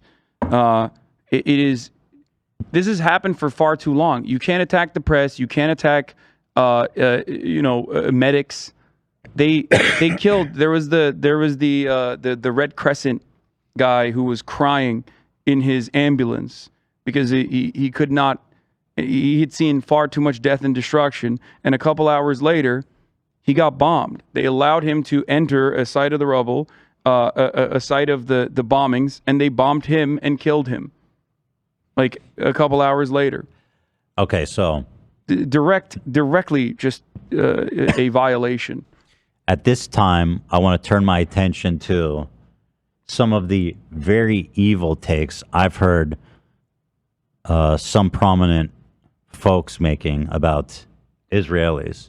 Here is one such example of a dude, and this guy is very popular. He has 1.6 million subscribers. He is a very popular political YouTuber. I can't see anything. Called Second Thought. Sorry, this. Oh yeah, he's my friend. I like JT. All right. Well then, you tell me what you think about this.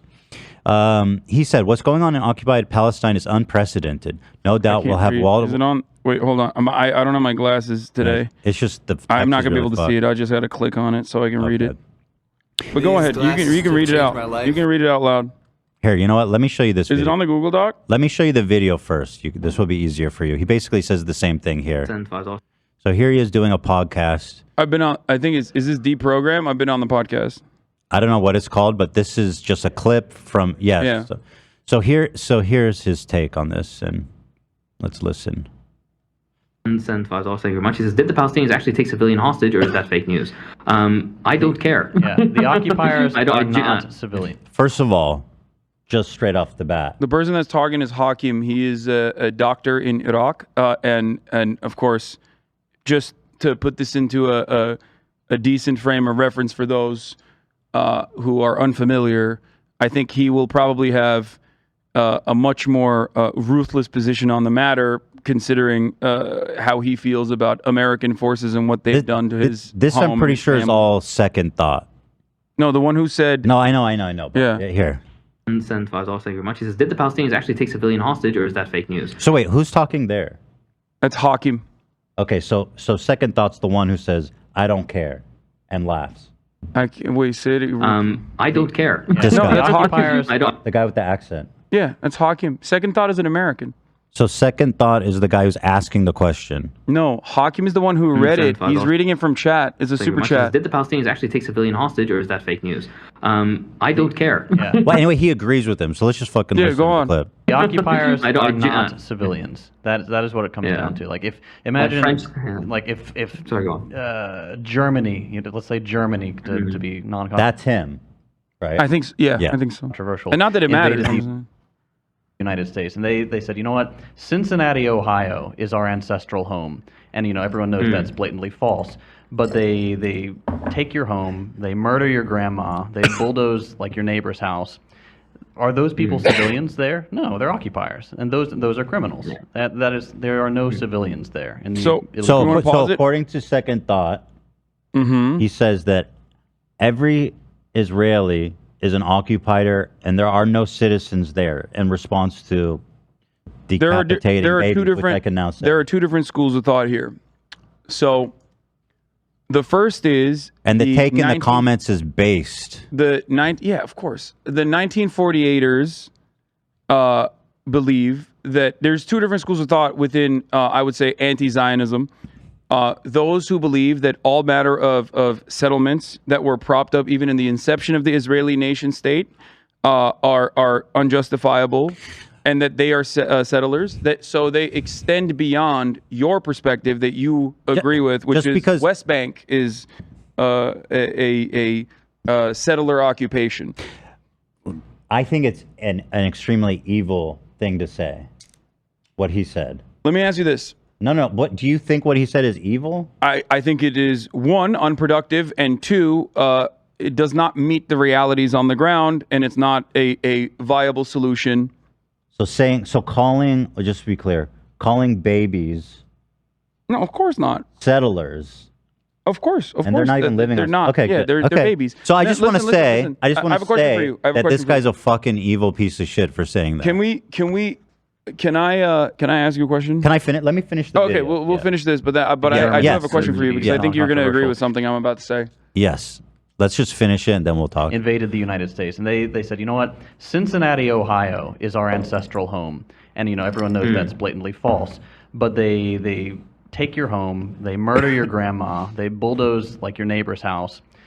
Are those people civilians there? No, they're occupiers, and those are criminals. Yeah. That is, there are no civilians there in the illegal military occupation. Yeah. So that's number one. I mean, that's so callous. It's kind of hard to fucking even believe just how flippant he can be about calling babies militants that are deserving to be killed. Very beautifully put. Number two, much more importantly, the track record of Palestinians has been 1,000 times better than that of the Israeli occupation, despite the fact that Israeli occupation does not need to brutalize. They already have all the power, but they still choose to do far worse. The worst that will happen to a person in Palestinian custody is that they're going to be like auctioned off for a prisoner swap, which is the historic track record also. And of course, he's not wrong about this. This is the original goal for the military, the excursion. At least if you believe. I'm not exactly having a ton of faith in the dudes that decapitated babies to treating their POWs really well.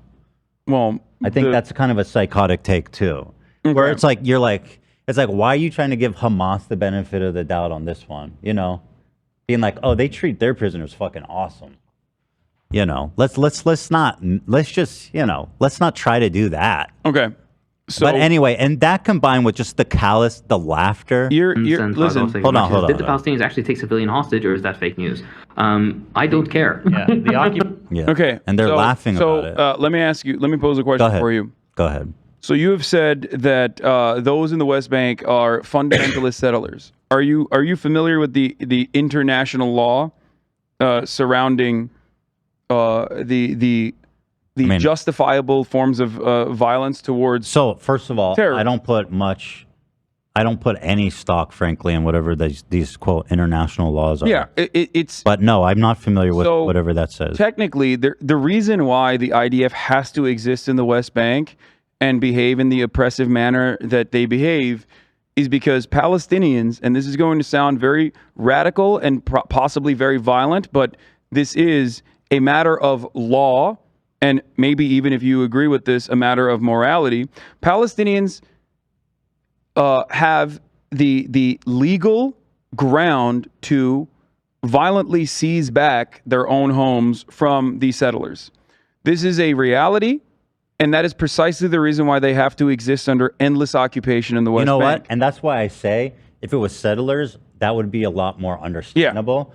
But let's not obfuscate, okay? I understand what you're saying, but this dude just called babies militants. No, I understand. And there are baby settlers as well. But there are baby settlers as well. There are babies in the settlements. But the babies that killed were not. I know. Okay, so here's now that we established that. Yeah. No, hold on. Now that we established that, the other school of thought here is that all matter of Israelis living on Israel proper are they're also doing the exact same thing in the eyes of some. I do not agree with that because I don't think that is a reasonable solution, and it's not realistic anyway, and that only will lead to the complete evisceration of Palestinians, and far-right Israelis will use that to continuously radicalize just regular Israeli citizens in their endless bombing campaigns and ethnic cleansing campaigns and the brutal occupation. This is why many thinkers, I believe even including Norm Finkelstein, who has dedicated his entire life to speaking the truth about Israel's occupation, and Noam Chomsky and many others, even Edward Said, as I brought up earlier, believe that the de-Zionification or the displacement of Israelis from Israel proper, Jewish Israelis, is it's not justifiable and it's not realistic. It's more so a single state solution, at least one that I advocate for, because I know a lot of people advocate for a two-state solution. I'm a one-stater, which Was there a question? What? I thought you said I have a question for you at the beginning of that. I gave you the question. You already answered it. You said I know your position on like violently seizing back your land from settler occupiers. Yeah, that's not what they did, though. And that's these who guys. he's talking No, these guys, or at least I assume second thought, has the perspective that all matter of Israel is all matter of Israel proper is considered settler occupation, and he's evil for thinking that. He is. Right after babies were murdered and decapitated. All I can say that it's now. not 19, let me read this further. If he said this in 1949, I'd have a different opinion on the matter. You can't say this in 2023. I agree. Let me read this. Thank you for agreeing. What's going on in occupied Palestine is unprecedented. No doubt we'll have wall-to-wall coverage of atrocities now that it's the genocidal settlers on the receiving end. This is what liberation struggle looks like. Solidarity and victory to the Palestinian people. Again, just to put the timing in frame here, he says, no doubt we'll have wall-to-wall coverage when Israel responds. This is while bodies are still bleeding. Well, I guess the second part did come true. He wasn't wrong on the second part of that conversation, at least. Okay. What, solidarity and victory to the which part are we referring to? Wall-to-wall coverage when Israel responds. Right, but like, and this is my problem. So as the bodies are fucking still bleeding out, and he's saying this is what liberation struggle looks like: beheading babies, burning families alive, solidarity and victory to the Palestinian people. This is pro-Hamas. This man is supporting Hamas. I think his position is that people that have been trapped, and I can't speak for him, but you can if you want to talk to him. I'm sure he would be willing to come on and speak his piece. I've already mentioned that I don't find this to be particularly helpful or productive as far as this conversation goes, not because like I am tasked with defending the positions of other people or even criticize them. It's more so that we know what is currently happening. We are now 3-4 days removed from October 7, and we know what the retaliation looked like, and we know what the occupation has looked like every single day. That was an obvious reaction. So that's why I'm saying, again, that's what I'm saying. Like a timing matters. A YouTuber with hold on, this guy's influential. No, I know, Ethan, but his influence is nothing in comparison to the multi-billion-dollar media operation. I just want to call this guy out. That's what I want to do. You can call him out. I just spent and you can ask 2.5 hours calling out Israel. So now this guy, second thought, he's supporting Hamas. He is pro-Hamas. That's what call him out. Hold on. Okay. Solidarity and victory to the Palestinian people. Oops. Again, the timing that I keep mentioning, as bodies are being counted, is pro-Hamas. That's it. There's no other way to interpret that, and it's evil. He continues, imagine someone comes to your town, murders your neighbors, kicks you out of the home your family lived in for generations, and relocates you. Are those occupiers civilians? No, they're criminals and accomplices in genocide. Once again, referring to babies who were decapitated. At least, but again, that doesn't matter. 40 babies died at this kibbutz. Okay, kids also, children, families. Peaceful kibbutzim.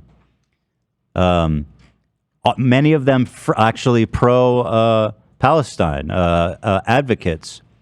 He said that they are criminals and accomplices. Okay, we don't know if they were pro-Palestine advocates. Let's not go that far. What? That's positive. That's what you think that none of the people killed were I mean, I don't know that. I'm saying, like, I don't know why you're adding that. It doesn't even matter because ultimately, it does they matter. Still died. They shouldn't die. Okay, right. My position. But it does make it especially ironic when he's calling them accomplices in genocide when their only crime is being born somewhere. No, I agree with you. It's evil. I just want to say that. I agree with you. Okay, good. I don't disagree with you on this at all. Thank you. But that's not my. But bro, I'm just calling it out. Okay, this guy's a fucking. He's a scumbag. If you want, you have the opportunity. You can speak to him if you want on this particular issue. I'll think about it. But so I don't know why you're. I'm not demanding you respond, but I simply, as a matter of doing this show, want to call out the people that disgusted me, because again, I hear this all the time. People go, "Oh, really? Well, show me an example." I know, but here's one. No, of course there are examples of this. It's just entirely and utterly inconsequential, and I 100% stand by that. It's not. He's an influential man. When you're expressing these kinds of... Okay, let's walk through that. What do you think is the negative consequence of this? Do you think that people are going to see this and go, "Oh, I should go to a..." So should I not care about it? I think that if you look at the reality, and I know you recognize it, a YouTuber saying this kind of thing and spending any time or any effort on this, when your moral position is clear, when mine is clear, spending any time on this whatsoever to be like, we got to clean up our own homes here, deviates from the actual message that must be unflinching. The message is that these violent means of ensuring that the occupation continues is going to inevitably lead to more violence that Israelis will be subjected to as well. Normalizing murdering civilians. He has no capacity to do so. And the result of that, I think a better argument would be that it's anti-Semitic. You could say that, well, not what he's saying, but that it could lead to people listening to what he's saying and then think that all Jews are responsible. Okay, and so think it's that consequential. The stuff that he's saying matters. That would But my point is, if I can finish my point, is that this guy who proposes to be this Palestinian advocate, he is encouraging the murder of civilians, babies, etc.,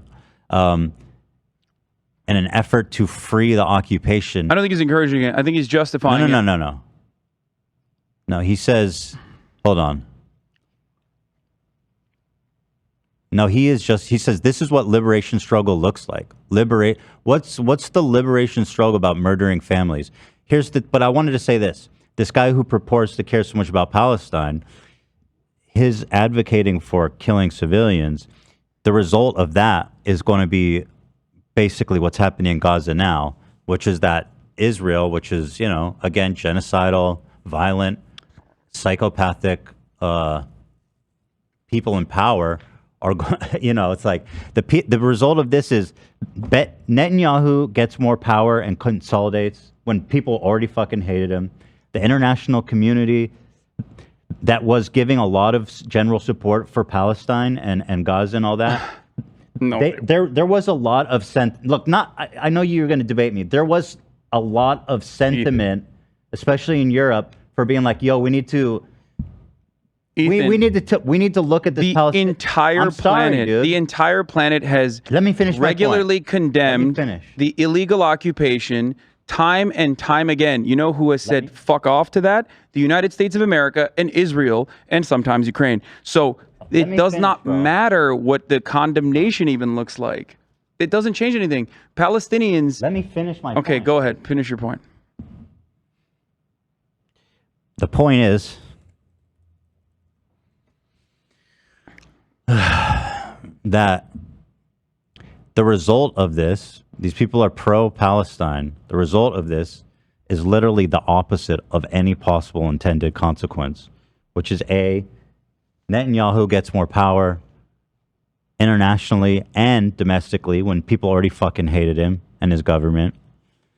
The Western countries are basically backing up Israel's genocide and encouraging it and sanctioning it. The Gazans are now being bombed. Their food, power, water is being shut off, although that happens regardless at times. Always. But so like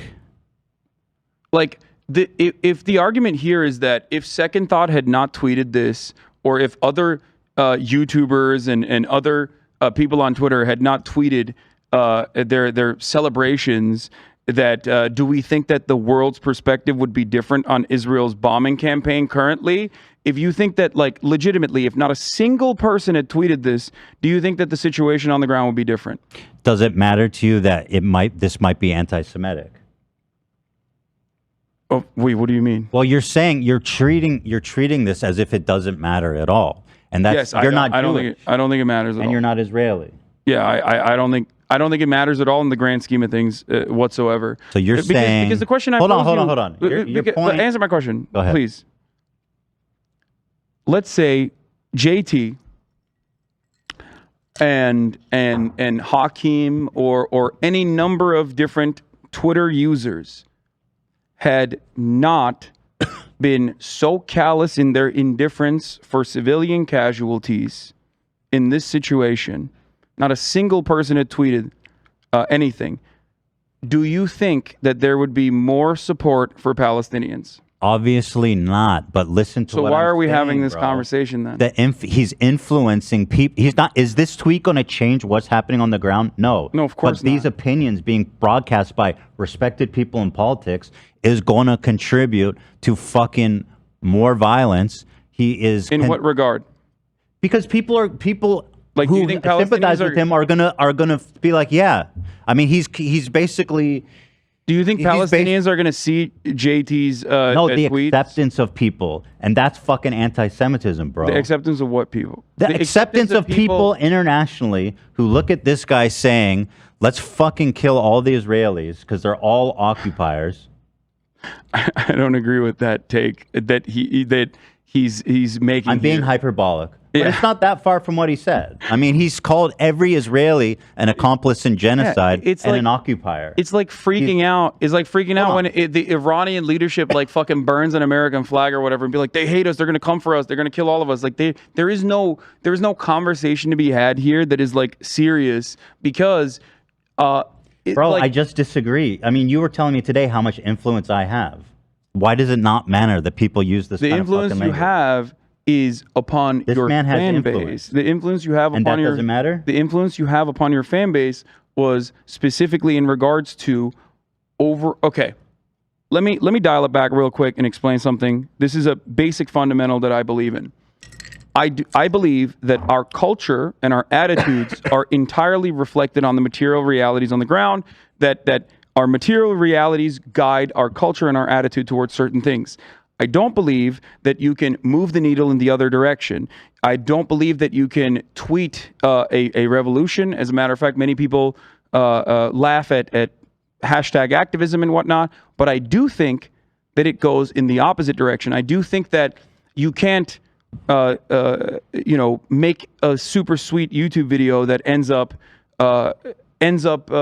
destroying the white supremacist court structure in the United States of America. However, I do believe that if you go in the other direction and promote more of the state-sponsored violence, you absolutely can motivate people to feel more justified and demand more from their governments. Which is what he's doing, do this. Right? So if and only if there was a real, legitimate, well-established military machine that was capable of going and fucking killing every single Israeli citizen, like you said, he is justifying for, this would be as damaging as the average Israeli defense of the Israeli occupying force.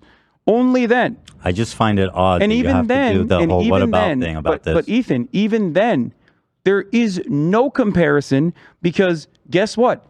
What he is saying as a singular YouTuber is represented by our elected leaders, is represented in the reality on the ground in the way that Israel is continuing its occupation and its bombing campaign in Gaza, which is why I think it is utterly and entirely a distraction to have assessments, to make assessments I mean, over. listen, I'm sorry that I care about it. I guess I'm just an emotional fucking idiot. I'm not saying that at all. I perfectly understand why you but care about it's important to me. I understand why you care about it. I disagree with that premise. I think you should have him on to clearly ask you him. disagree with I think you should his have him premise. on to ask him. Because I personally disagree with this assessment. Yeah. And I think it's unhelpful and unproductive overall. Yeah, okay. But we agree. But I think he's evil. But He's I a also scumbag. will point once again that what he's saying here is the Israeli policy in the other direction. It has been the reality in the other direction. Which is not good. I know you don't agree with that, but I'm saying because you don't agree with that, it is... This is the main problem I'm having with all this stuff.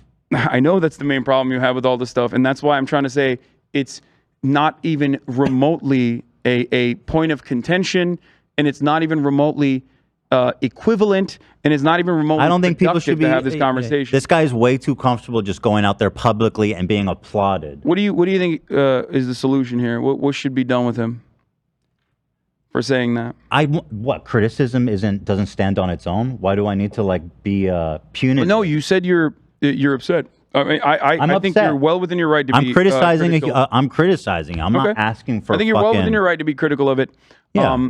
Like I said, though, I will reaffirm my position that if he was saying this about Palestinians instead of Israelis, that would not only be not condemned at all by a singular person, that would be the specific policy position of the entirety of the Western world. Israelis and the Western world are monsters, then we shouldn't care when the opposite people are monsters, because it not doesn't necessarily. matter. Well, I think kinda because seems like what you're arguing. No, that's not what I'm saying, because I don't agree with what he's saying regardless.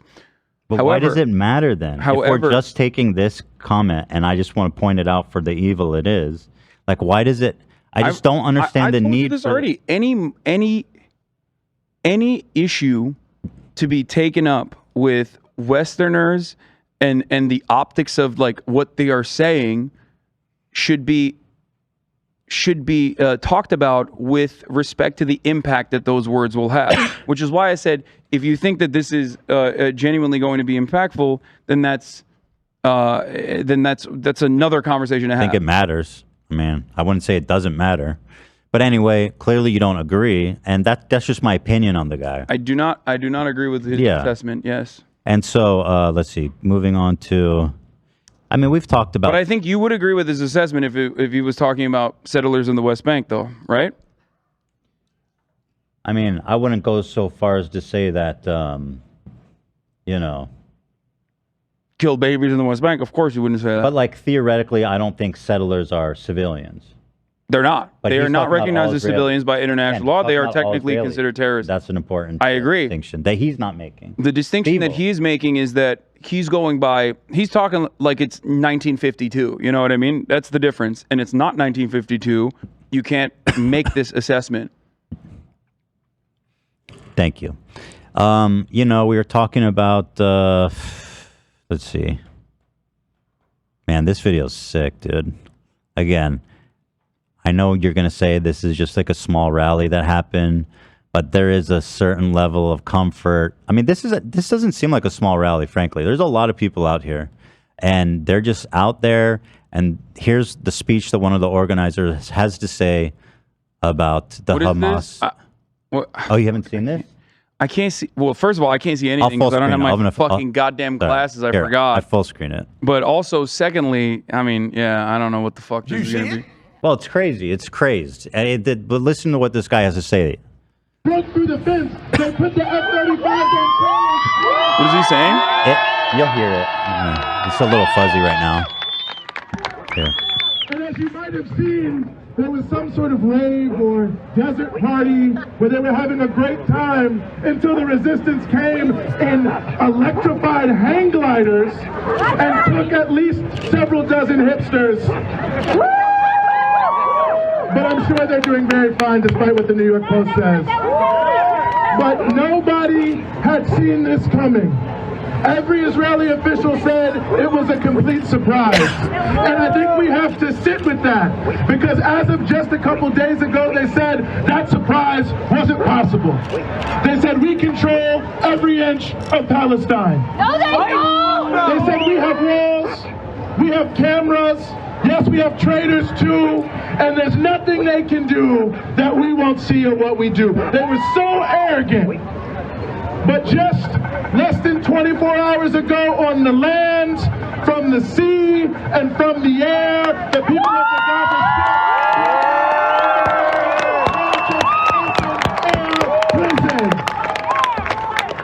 our people from Gaza, our young people are riding their bikes through these settlements where they were told they could never go because of apartheid. Our farmers, the farmers of Gaza, you know, they say that they can't even have tractors. They say that's terrorist equipment. Well, unfortunately for them, the tractors of these various so-called kibbutz settlements have been liberated and taken back to the farms.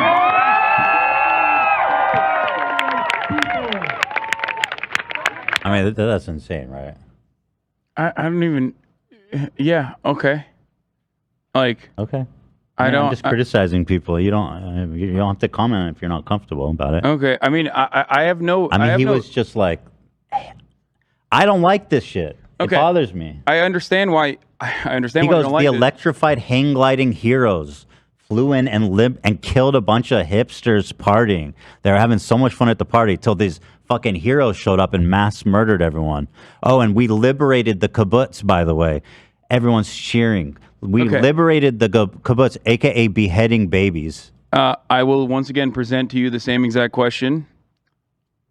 If this rally was not held and if he had not said those things that I do not agree with, do you think that there would be a difference in the analysis and the way that Palestinian people are treated? Do you think that there would be a difference in the bombing campaign that's going on?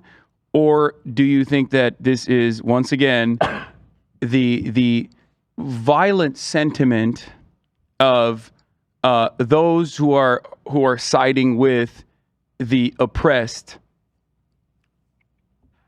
that is ultimately utterly and entirely inconsequential? I'll tell you this. Because I know all that's fucking evil. All this does. I know that. All this does. And I have no problem to say it. All this does is to serve a singular purpose, and that purpose I do not believe you are on board with, but that purpose is cynical. When people go, look at these guys, they're all violent. That is, by design, what mainstream media in America is doing when they constantly, exclusively cover the Palestinian side. That's not what I've done specifically here about today. like these guys. I know you're not doing I've just that. spent 2.5 hours talking about. Even I know. So I just want to listen. I just want to say this guy's evil. He is. He's a evil dude. There's just, you know what I mean? Like, fuck this guy and fuck all these people. That's just not it, man. And once again, this is right after. This is right after it all happened. Yes. And we're talking about the hang gliding heroes. I mean, I'm sorry, but it's sick. And I think it needs to be called out. I don't think it's good to normalize this kind of shit. We should keep calling it out. We should only call this out, which is what many are doing. Whenever there's any mention of, I know We're you're talking not. about us. I know you're not. Yeah. But this is why I'm like, there's not. I'm calling both out. There's not a single outlet that ever legitimately shows I don't belong to those networks. the ongoing and never-ending plight of Palestinians. I'm just trying to only call talk out about both Palestinian activists sides. like this. They show these pieces of footage and go, look how violent these guys are. Look how violent the left is overall. These guys are all leftists. Look at them. They're leftists. They love terror. They love terrorism.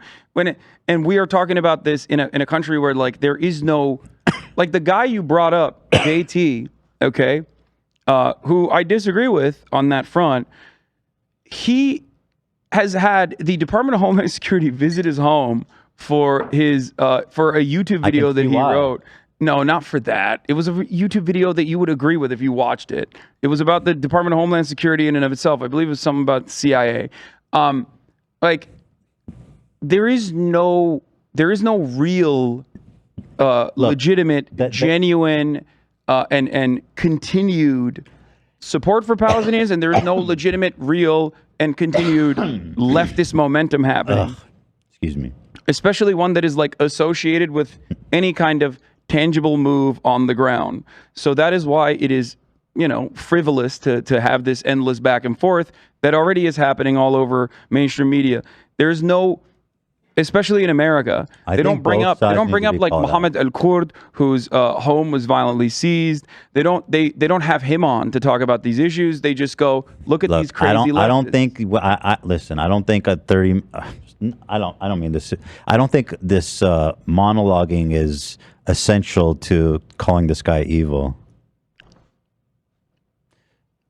That's all. All right. Are there more wrongs committed by Americans who are speaking on Palestine that we can go through? I'm down to go through more of it if you have more. This is a massive rally in Sydney, Australia. And again, we bring up the issue of like it's inconsequential. Well, according to this massive rally outside the Sydney Opera House, they're not making a distinction between Israelis and Jews, actually. I'll play it for you. Gas the Jews.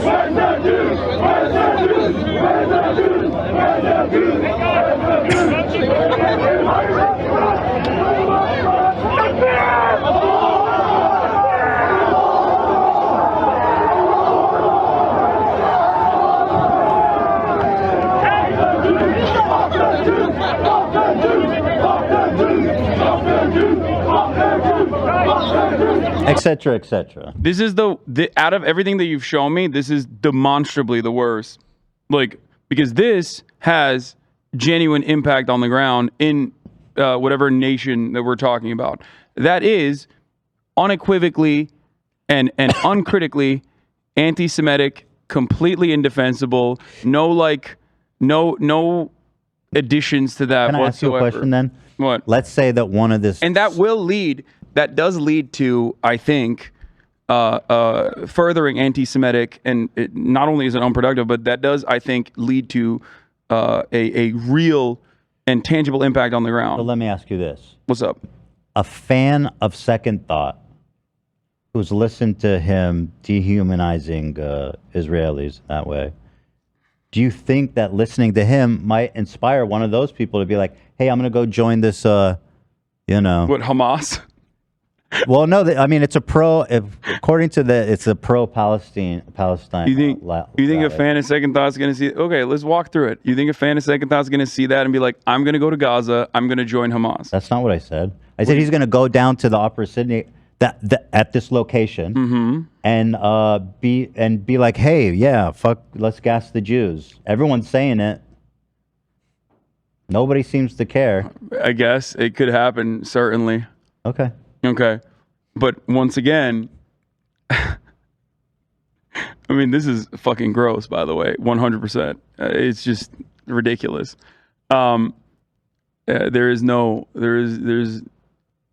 It's disgusting. What I was going to say is, I'm still thinking about a Second Thought YouTube fan being like, I'm going to go rise up in the global jihad and rise up against Israel and purge it. I understand that. May Allah guide my weapons. I understand you think it's silly. I do. But again, think it's I'm silly. responding to your point about how none of this matters. And I disagree with that premise. I do. Yeah, that guy.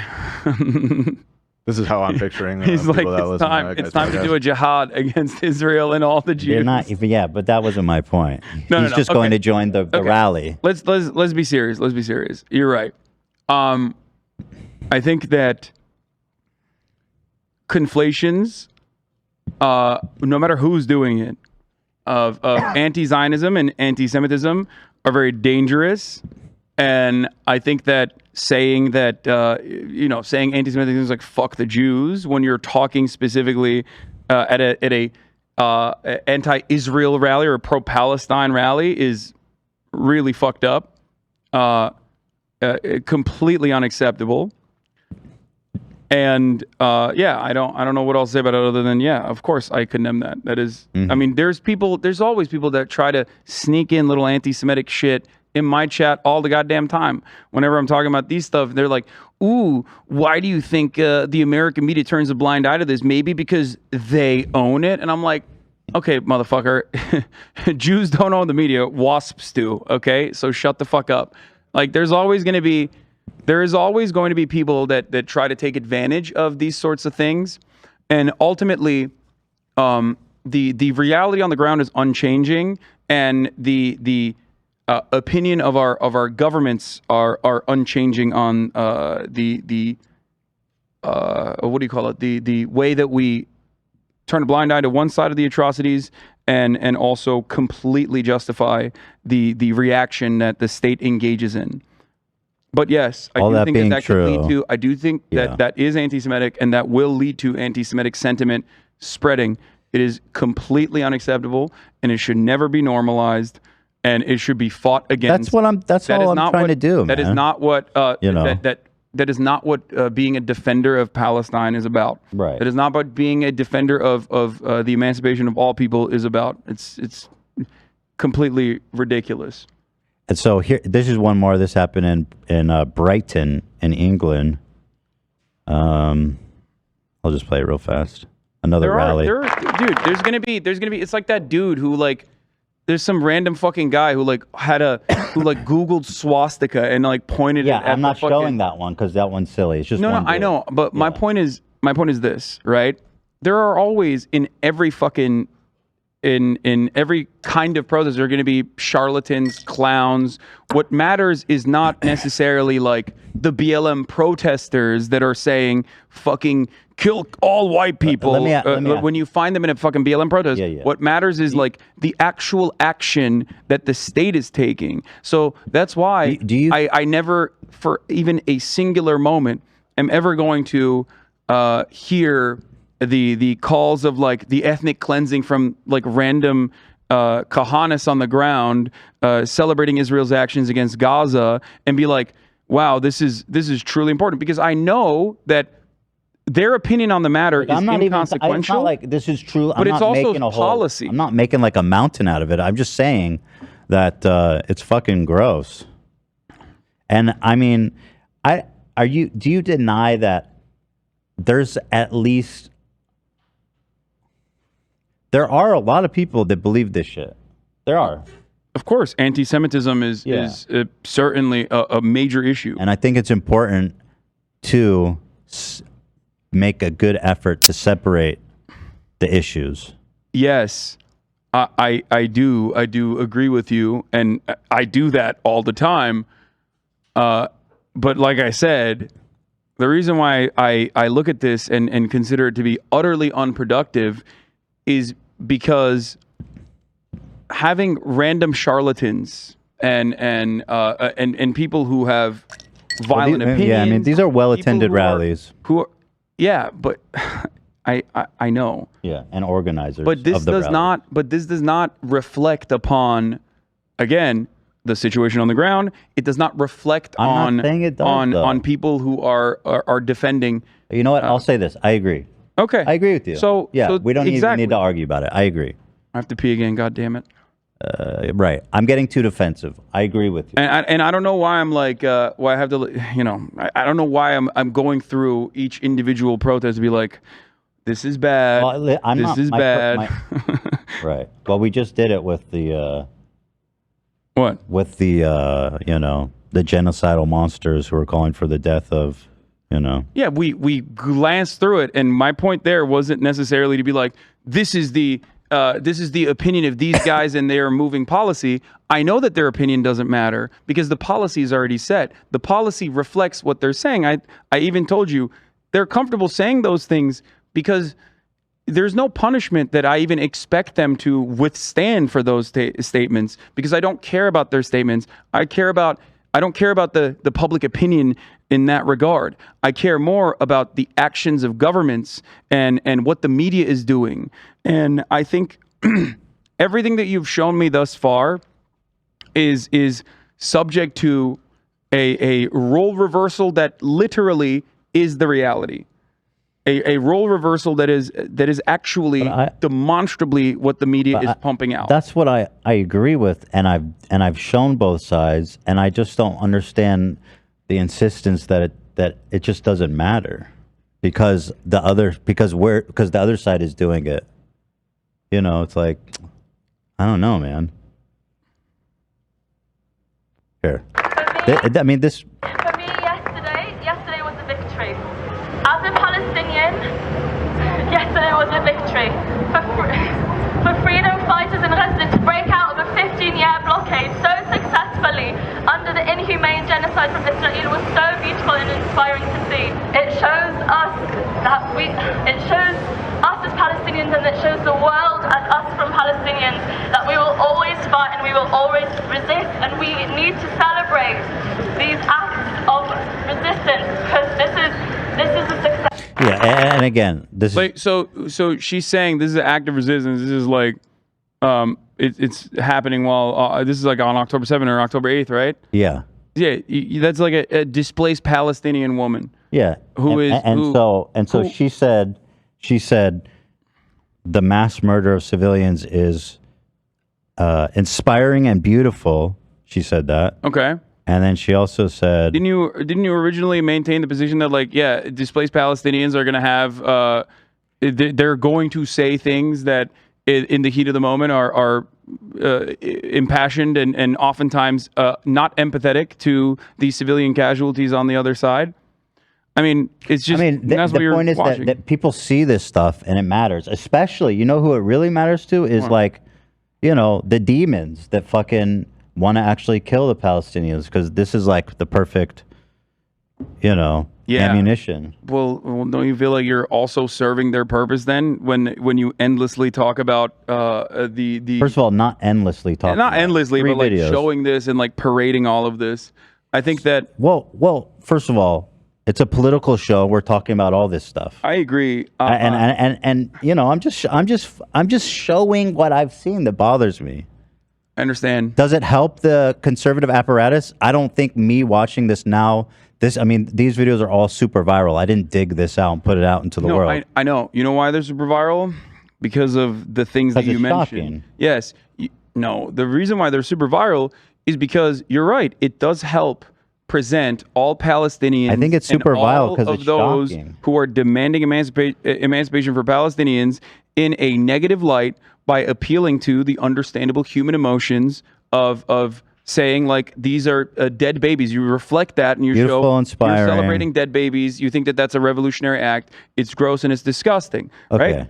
So that's the major reason as to why these videos get played all the fucking time, and the role reversal of said videos is reflected as current existing policy in both the United States and also in Israel.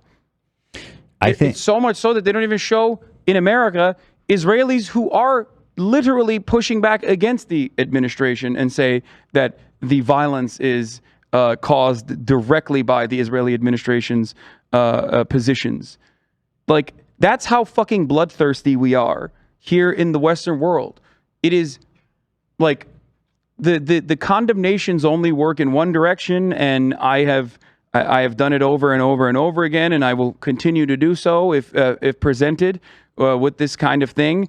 But the reason why I think this is an unserious or frivolous conversation to be had is because of rallies being conducted, ultimately not yielding any sort of serious results in general, and certainly not on behalf of Palestinians. If you look at the 75 years of brutal occupation.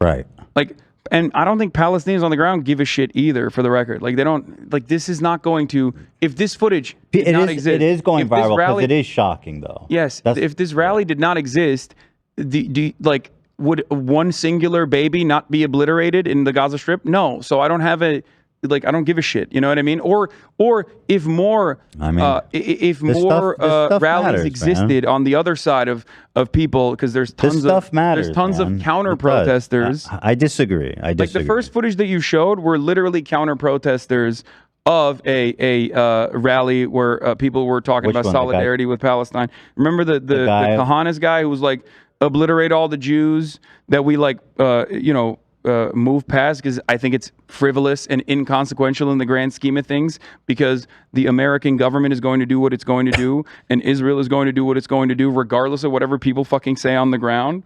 And that the overarching consensus view on the Palestinian front, due to things like this being highlighted and not necessarily the voice of activists who do not say things like this, is already entirely and deliberately on behalf of like all Palestinians being terrorists. It's just, this is why I say it's unproductive, because there is no one who is being promoted in mainstream media as like a good voice for Palestinian people, and those who do actually say, I condemn the violence, but here is the reality of why this violence occurred. They weren't all Palestinians that I showed, but listen. No, I know. But, I understand. But you understand what I'm saying, Yeah, I do. right? Like I do. this is a deliberate way in which you look at. But I also think that a this stuff. person or different rallies, and you cast a negative light on the entire Palestinian liberation movement.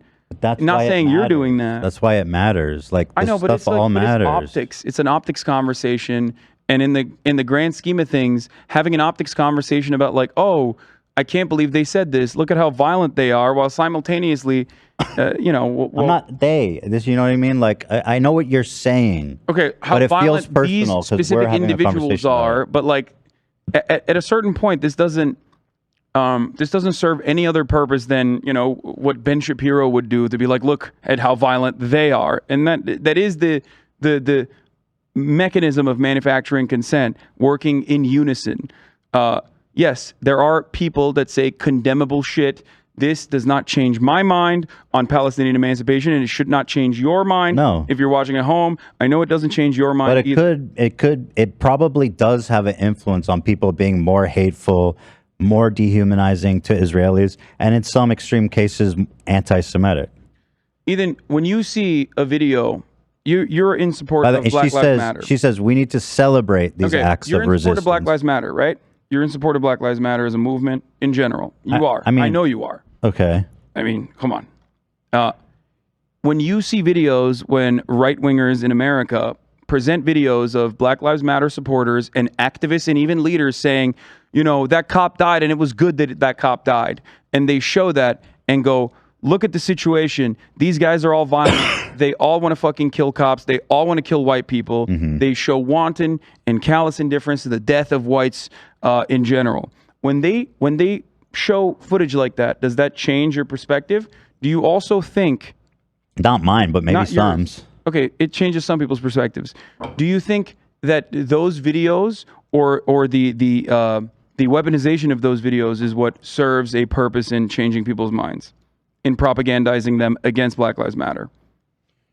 Yeah, it's part of why it matters. No, do you think it's the singular act itself, or is it the propagandizing of and the weaponization of those videos that serve a purpose in creating anti BLM sentiment? I don't think it's BLM. You're talking about different situations. I don't even know. What do you mean? I don't know if it's comparable. I mean, we're talking about Palestinian emancipation. I mean, they're hold on. And BLM. We're talking about like riots. We're talking about like breaking into buildings. In Israel, we're talking about murdering 1,500 people, decapitating babies, burning families alive. That she called beautiful. We need to celebrate. So the severity of it is not the same. Okay.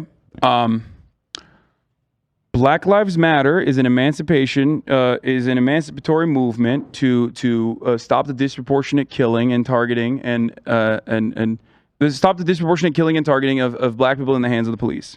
Right? Under a white supremacist criminal justice system, these issues have gone unnoticed for far too long. Palestinian liberation is identical as far as the struggle goes, which is extended beyond the treatment of black people under a white supremacist police force, but literally is a legalized apartheid structure. Okay? So these are both emancipatory causes. Do you think that when people bring up random footage of like Black Lives Matter activists, or even the Hamas thing, the BLM, the BLM Chicago account that's like unaffiliated with anything, posting a photo of the Hamas parachuters, right, and saying this is Palestinian emancipation. Do you think that when people do that, they're doing that because they genuinely think like, oh, we need to clean up our message here? Us BLM supporters, we need to clean up our message here.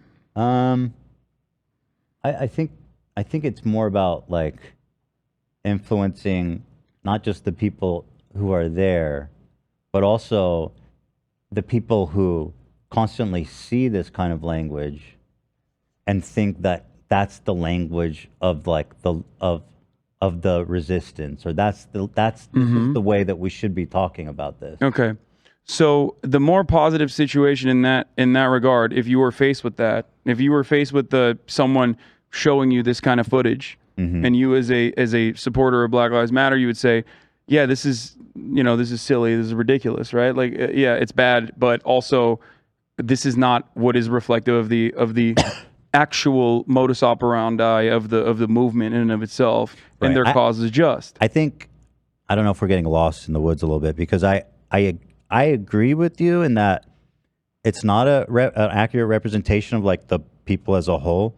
It just bothered me, and I wanted to call it out. Okay, but you understand why like it can be, not saying you're doing this, but it can be used to effectively propagandize and neuter any kind of emancipatory movement. Yeah, of course. Okay, good. That's all I'm saying. Yeah. You're not doing this because you do, I think, I know you are empathetic to Palestinians and their plight. However, many people in the media that are significantly more powerful and more influential than you and I combined times 10 are doing exactly what you just showed me, showing footage of this round the clock, and effectively radicalizing people against the Palestinians and the Palestinian position, when an endless bombing campaign has currently taken the lives of more than 500 children, more than 500 children in Gaza. This is why I find this conversation to be utterly and entirely unproductive, especially because we are an independent media outlet in comparison to the sea of mainstream media conversations that are being had on exactly this issue. I understand where you're coming from when you are afraid, as a Jew in America, about the possible anti-Semitic, the rise in anti-Semitism. Of course, your co-host, myself, and many other people I love are we are seen as Muslim regardless of what our position is, and Islamophobia is also ever present. So I am sympathetic to your fears on multiple different avenues. However, this is why I think it's a conversation that's being had all over the media. I don't know why we spend any additional time on it here, because it does have a intentional or unintentional way of casting a negative light on the emancipatory struggle of Palestinians, especially in the West. Right, but I mean,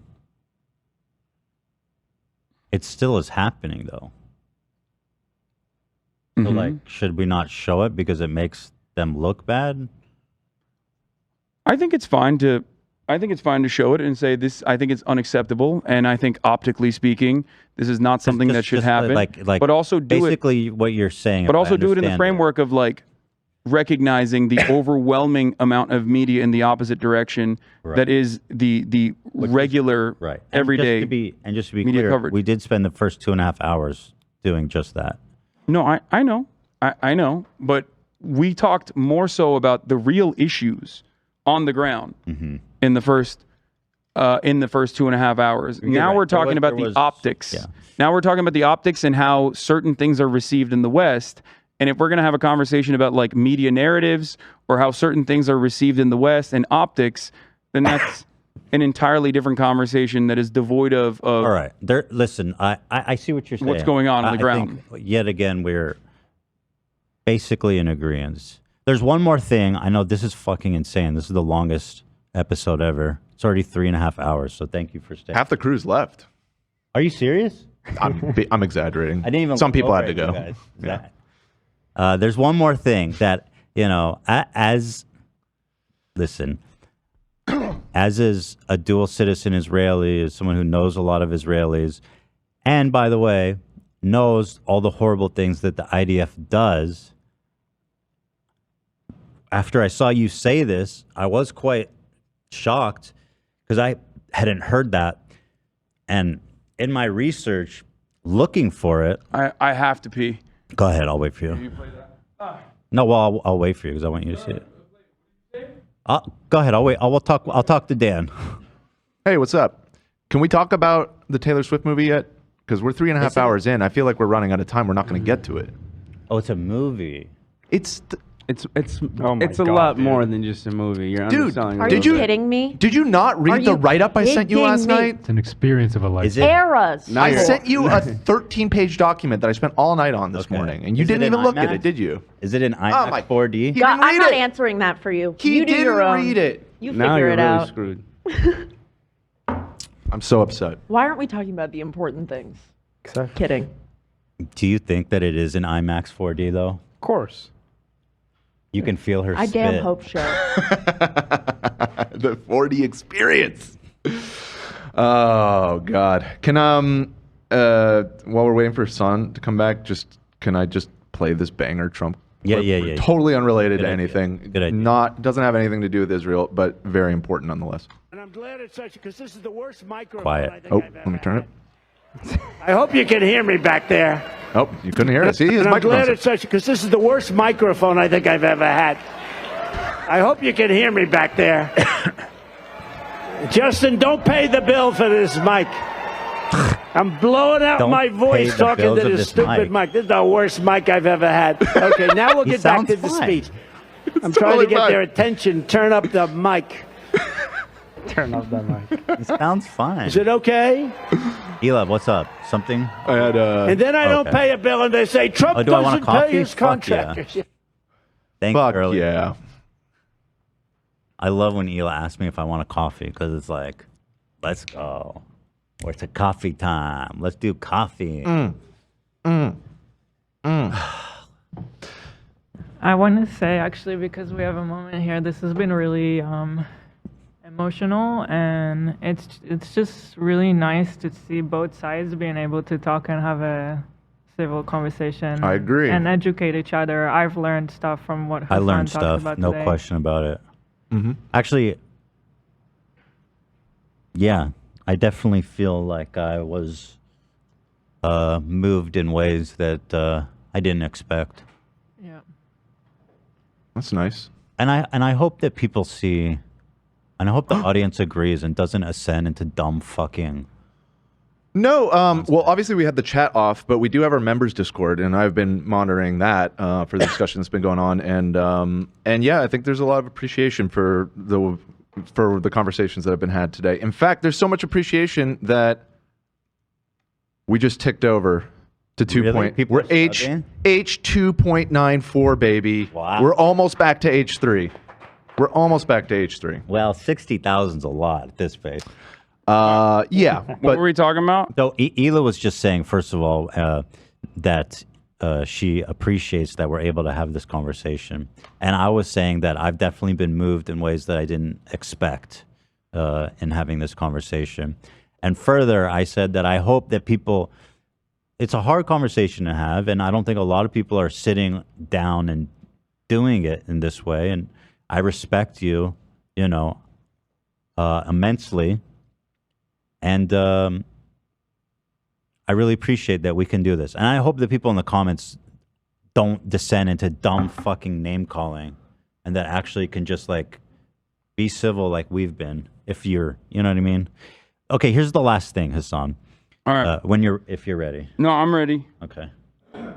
Holy shit, it's 2 p.m. Sorry, bro. It's all good. It's definitely going longer than I thought. But so I saw this and my first thought was like, that's horrible. But I couldn't really find a lot of evidence to back it up. And well, let me play the clip. I saw on the news today a guy who lives in Gaza said that Israelis are raping Palestinian women. Yes, Israelis raping Palestinian women is a well-documented part of Israelis' apartheid apparatus. So that part is not. That part, of course, comes with it. Anyway, that's the heart and soul. I mean, I don't necessarily have to. There is I don't have to watch the rest because there's a gag order on that was recently released on an Israeli soldier that had raped a Palestinian woman, and this kind of there it is. The IDF removed the gag order in 2016. He was arrested. Yeah, and he was publicly shamed. How is this systemic rape as part of the institution of Israel? The same concept exists in the American police force, where any kind of sexual act under the coercive institutions of like being incarcerated is understandably and also technically and morally considered sexual assault. Mm-hmm. There are reports of Palestinian women in captivity. Oh shit. Talking about that experience. So let's see. I found one of the sources. I saw you like this tweet by this squirrel guy. So I just looked into every squirrel. Yeah. So I just looked into all the sources he posted because I was genuinely curious to know if that was true. And I mean, so besides that article I just pulled up, which is like the one really prominent example I could find of an Israeli guard raping a Palestinian. And again, he was arrested and publicly named. But the other one, one of the ones that you quoted was like, I don't even know what the fuck this is. Care.com. It's literally just like a little blurb. Palestinian females freed from Israeli detention said more than 15 fellow Palestinian women were raped by Israeli interrogators to force them to confess to charges leveled against them and collaborate with the Israeli intelligence. Quote, Israeli investigators and intelligence officers keep videotapes of raping to blackmail the female detainees. She told IslamOnline.net, which is another website. So according to, I guess, this website, which I then went to, which just doesn't... Oh, well, that's not going to be too helpful to you, is it? Well, I translated it. You can translate it. Yeah, but like it just, I don't understand... This doesn't seem like super credible, at least, or I mean, it might be credible. Do you have an issue with Care or Islam.net or the? Well, what is this? The lack of. I mean, listen, that's a huge claim. 15 Palestinian women were raped. Mm-hmm. I was sexually abused and photographed, she said. But like, what? I don't know what this is. What is this? What do you mean? Is this a source? You're asking if it's credible. Yeah. Yes, Care is credible. I think, at least. What is Care is there's no source. There's like nothing here. Like shit. I mean, that's a pretty extraordinary claim. I mean, fuck. Like it's serious to say that the Israeli apparatus is using rape systemically to oppress the Palestinians. I think it's one of there's so many horrible things happening. I think it's one of the many things that happens under institutionalization, and it happens in America as well, regardless of the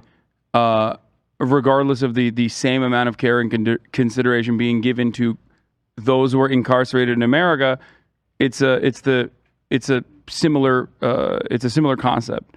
The CARE is the Council on American Islamic Relations, by the way. Okay. My dad's part of CARE, the Michigan chapter. We love CARE. There you go. My only problem is that there's like literally no source to this. I agree that doesn't seem the best. That information is not presented in a very clear way. But because you're the dude that posted this, that you liked his tweet, used this as a source, and I don't know what this is. It just doesn't seem very. I mean, I don't. Well, you didn't know what CARE was. I didn't know what CARE was, but like, right. I just came to this. I just typed in the headline that I saw, right, and I got to this page, and I tried to do more research about Israeli guards raping Palestinians. I found like another. Let's see. There's a tiny, or no, not this. Frankly, there wasn't much else other than like sporadic, isolated, unconfirmed, kind of nebulous accusations. And I'm not saying it doesn't happen. I'm just saying like this one article is the only real significant one that I could find. And the dude was arrested. They do have, yes. I think one of the reasons as to why it is not as widely reported on, is gag orders. You can remove them from time to time, like it happened here, but there's no evidence for that It's not that I'm aware of. It's not incredibly it's not as incredibly well documented as some of the other things that Amnesty International has access to on the ground. Okay. It's just, I don't know. It rubbed me wrong a little bit because it's just a big claim to make, and I don't know. Like I'm not saying it's not true because the IDF is horrible and they do horrible things, but like it's a special kind of evil the way that you describe it that once again I think dehumanizes the Israelis. Today, a guy who lives in Gaza said that Israelis are raping Palestinian women. And his Yes. sources, a guy in Gaza said this, which again, I just want like one reputable source. Israelis raping Palestinian women is a well-documented part of Israel's apartheid apparatus. So that part is not well documented, isn't true. Yes. No. I think you're absolutely right. I think I should have used my words more carefully when saying that. It's a comment in passing, and that does have serious impact. I agree with you. Okay, thank you. I think that the partnering of the instance that you just showed, on top of the gag order, on top of the treatment of institutionalized people in general, and the sexual violence that they are subjected to, that is considered legal in both America and everywhere else, due to a lack of getting adequate coverage to their issues. Your point is that and the incarcerated are abused. On top of that, and on top of that, one thing that is not technically sexual violence, but coercion of a different magnitude is for example, gay Palestinians being blackmailed specifically. To become sources of information. I haven't read about that. And things of that nature that still would be factored under that. You're right, though. I should have chosen my words more carefully.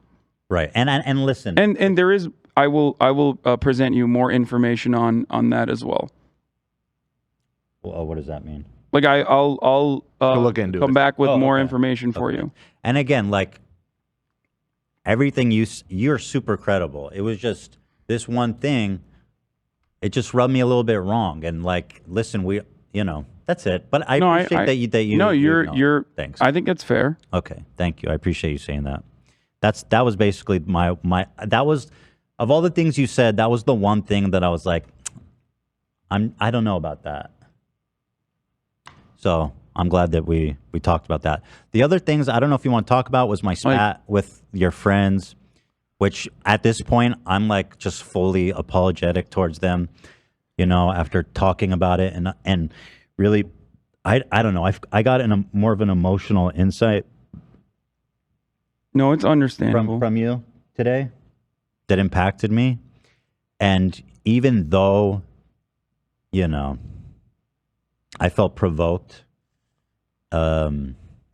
I understand why, if in my opinion, they're not using the most delicate language because they're fucking angry and pissed. You know what I mean?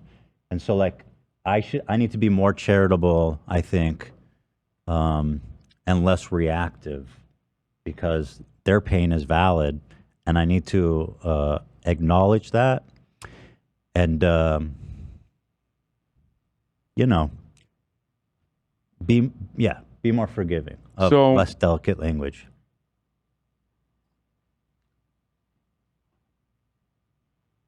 Well, I'll get back to you with more information on the documentation on rapes under incarceration. Okay. Because there are more studies. Okay. That. I mean, there is more. Well, great. I mean, that'll be nice. We'll figure it out. Okay. Yeah. Specifically, this. Can I make one point on that? Yeah, of course. Okay. Rape under incarceration in a carceral structure in general is very difficult to study and document. The fact that doing so inside of an apartheid structure makes it even more difficult to document. And even then, there are still obviously witness testimonies that you can rely on in situations like this. I mean, okay, well, I'll Like there the, is the care thing was the only thing I could no. find. There's definitely more. Ethan, that's well. Then it's an inevitability that it happens. Basically, it's not like I'm not you're saying it doesn't not happen, correct, bro. I'm just saying, like, I just want to know more. I just want a reliable source, and I just don't know what this is. It's almost all on testimonials from Palestinian women, and that's, you know, it's not exactly considered to be. I'm not even finding the accusations though. Okay. Like, I'm not even calling women liars or something. I want to make that clear. Like, I'm not saying like they're lying. I can't even find the accusations to read. I mean, this is the only one, and it doesn't even say who's talking or who they're quoting or anything. I mean, okay. It's just nothing. But like, I'm open to the conversation, of course, and if that's what's happening, I think it does need to be talked about. That's all. You like men as well, not just yeah. women. No, Okay. I understand that men All right. can also be all right raped and sexually assaulted. You know, of course. I mean, that's some of the stuff that I did read, which I consider just kind of sporadic and nebulous, because it was just kind of hard to pin down a systemic thing that I could point to. Was just like, yeah, dudes were being like, you know, penetrated with foreign objects. I mean, obviously that is also rape. Yes. Horrible. Okay, good. Sure. All right. Yeah. So yeah, in short, in closing, this dude, Mohammed, I mean, again, I apologize too. And Frogan, I apologize too. Is that how you say it? Morgan Frogan. Frogan is a foot soldier and Yeah, has been I hate that, has you know? been a longtime fan of yours.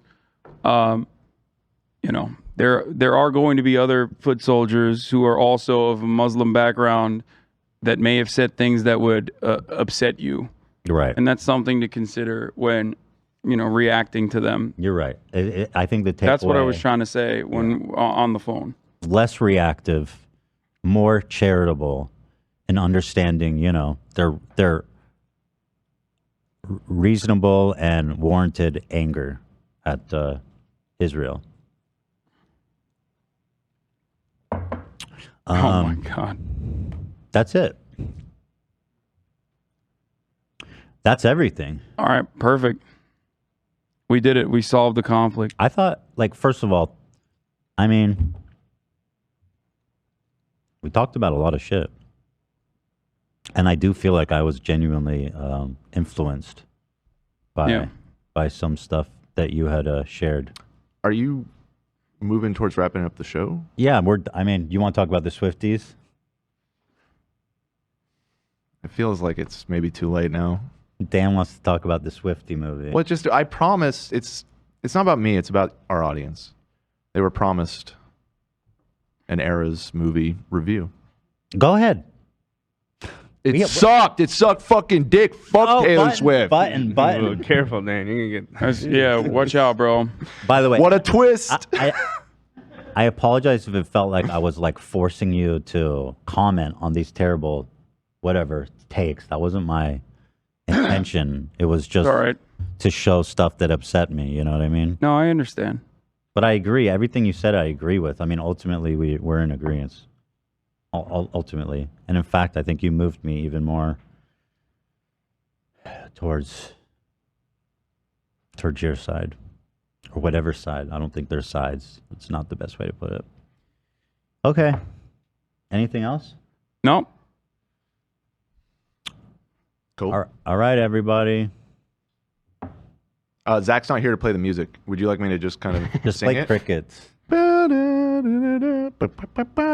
episode of Leftovers ever. We did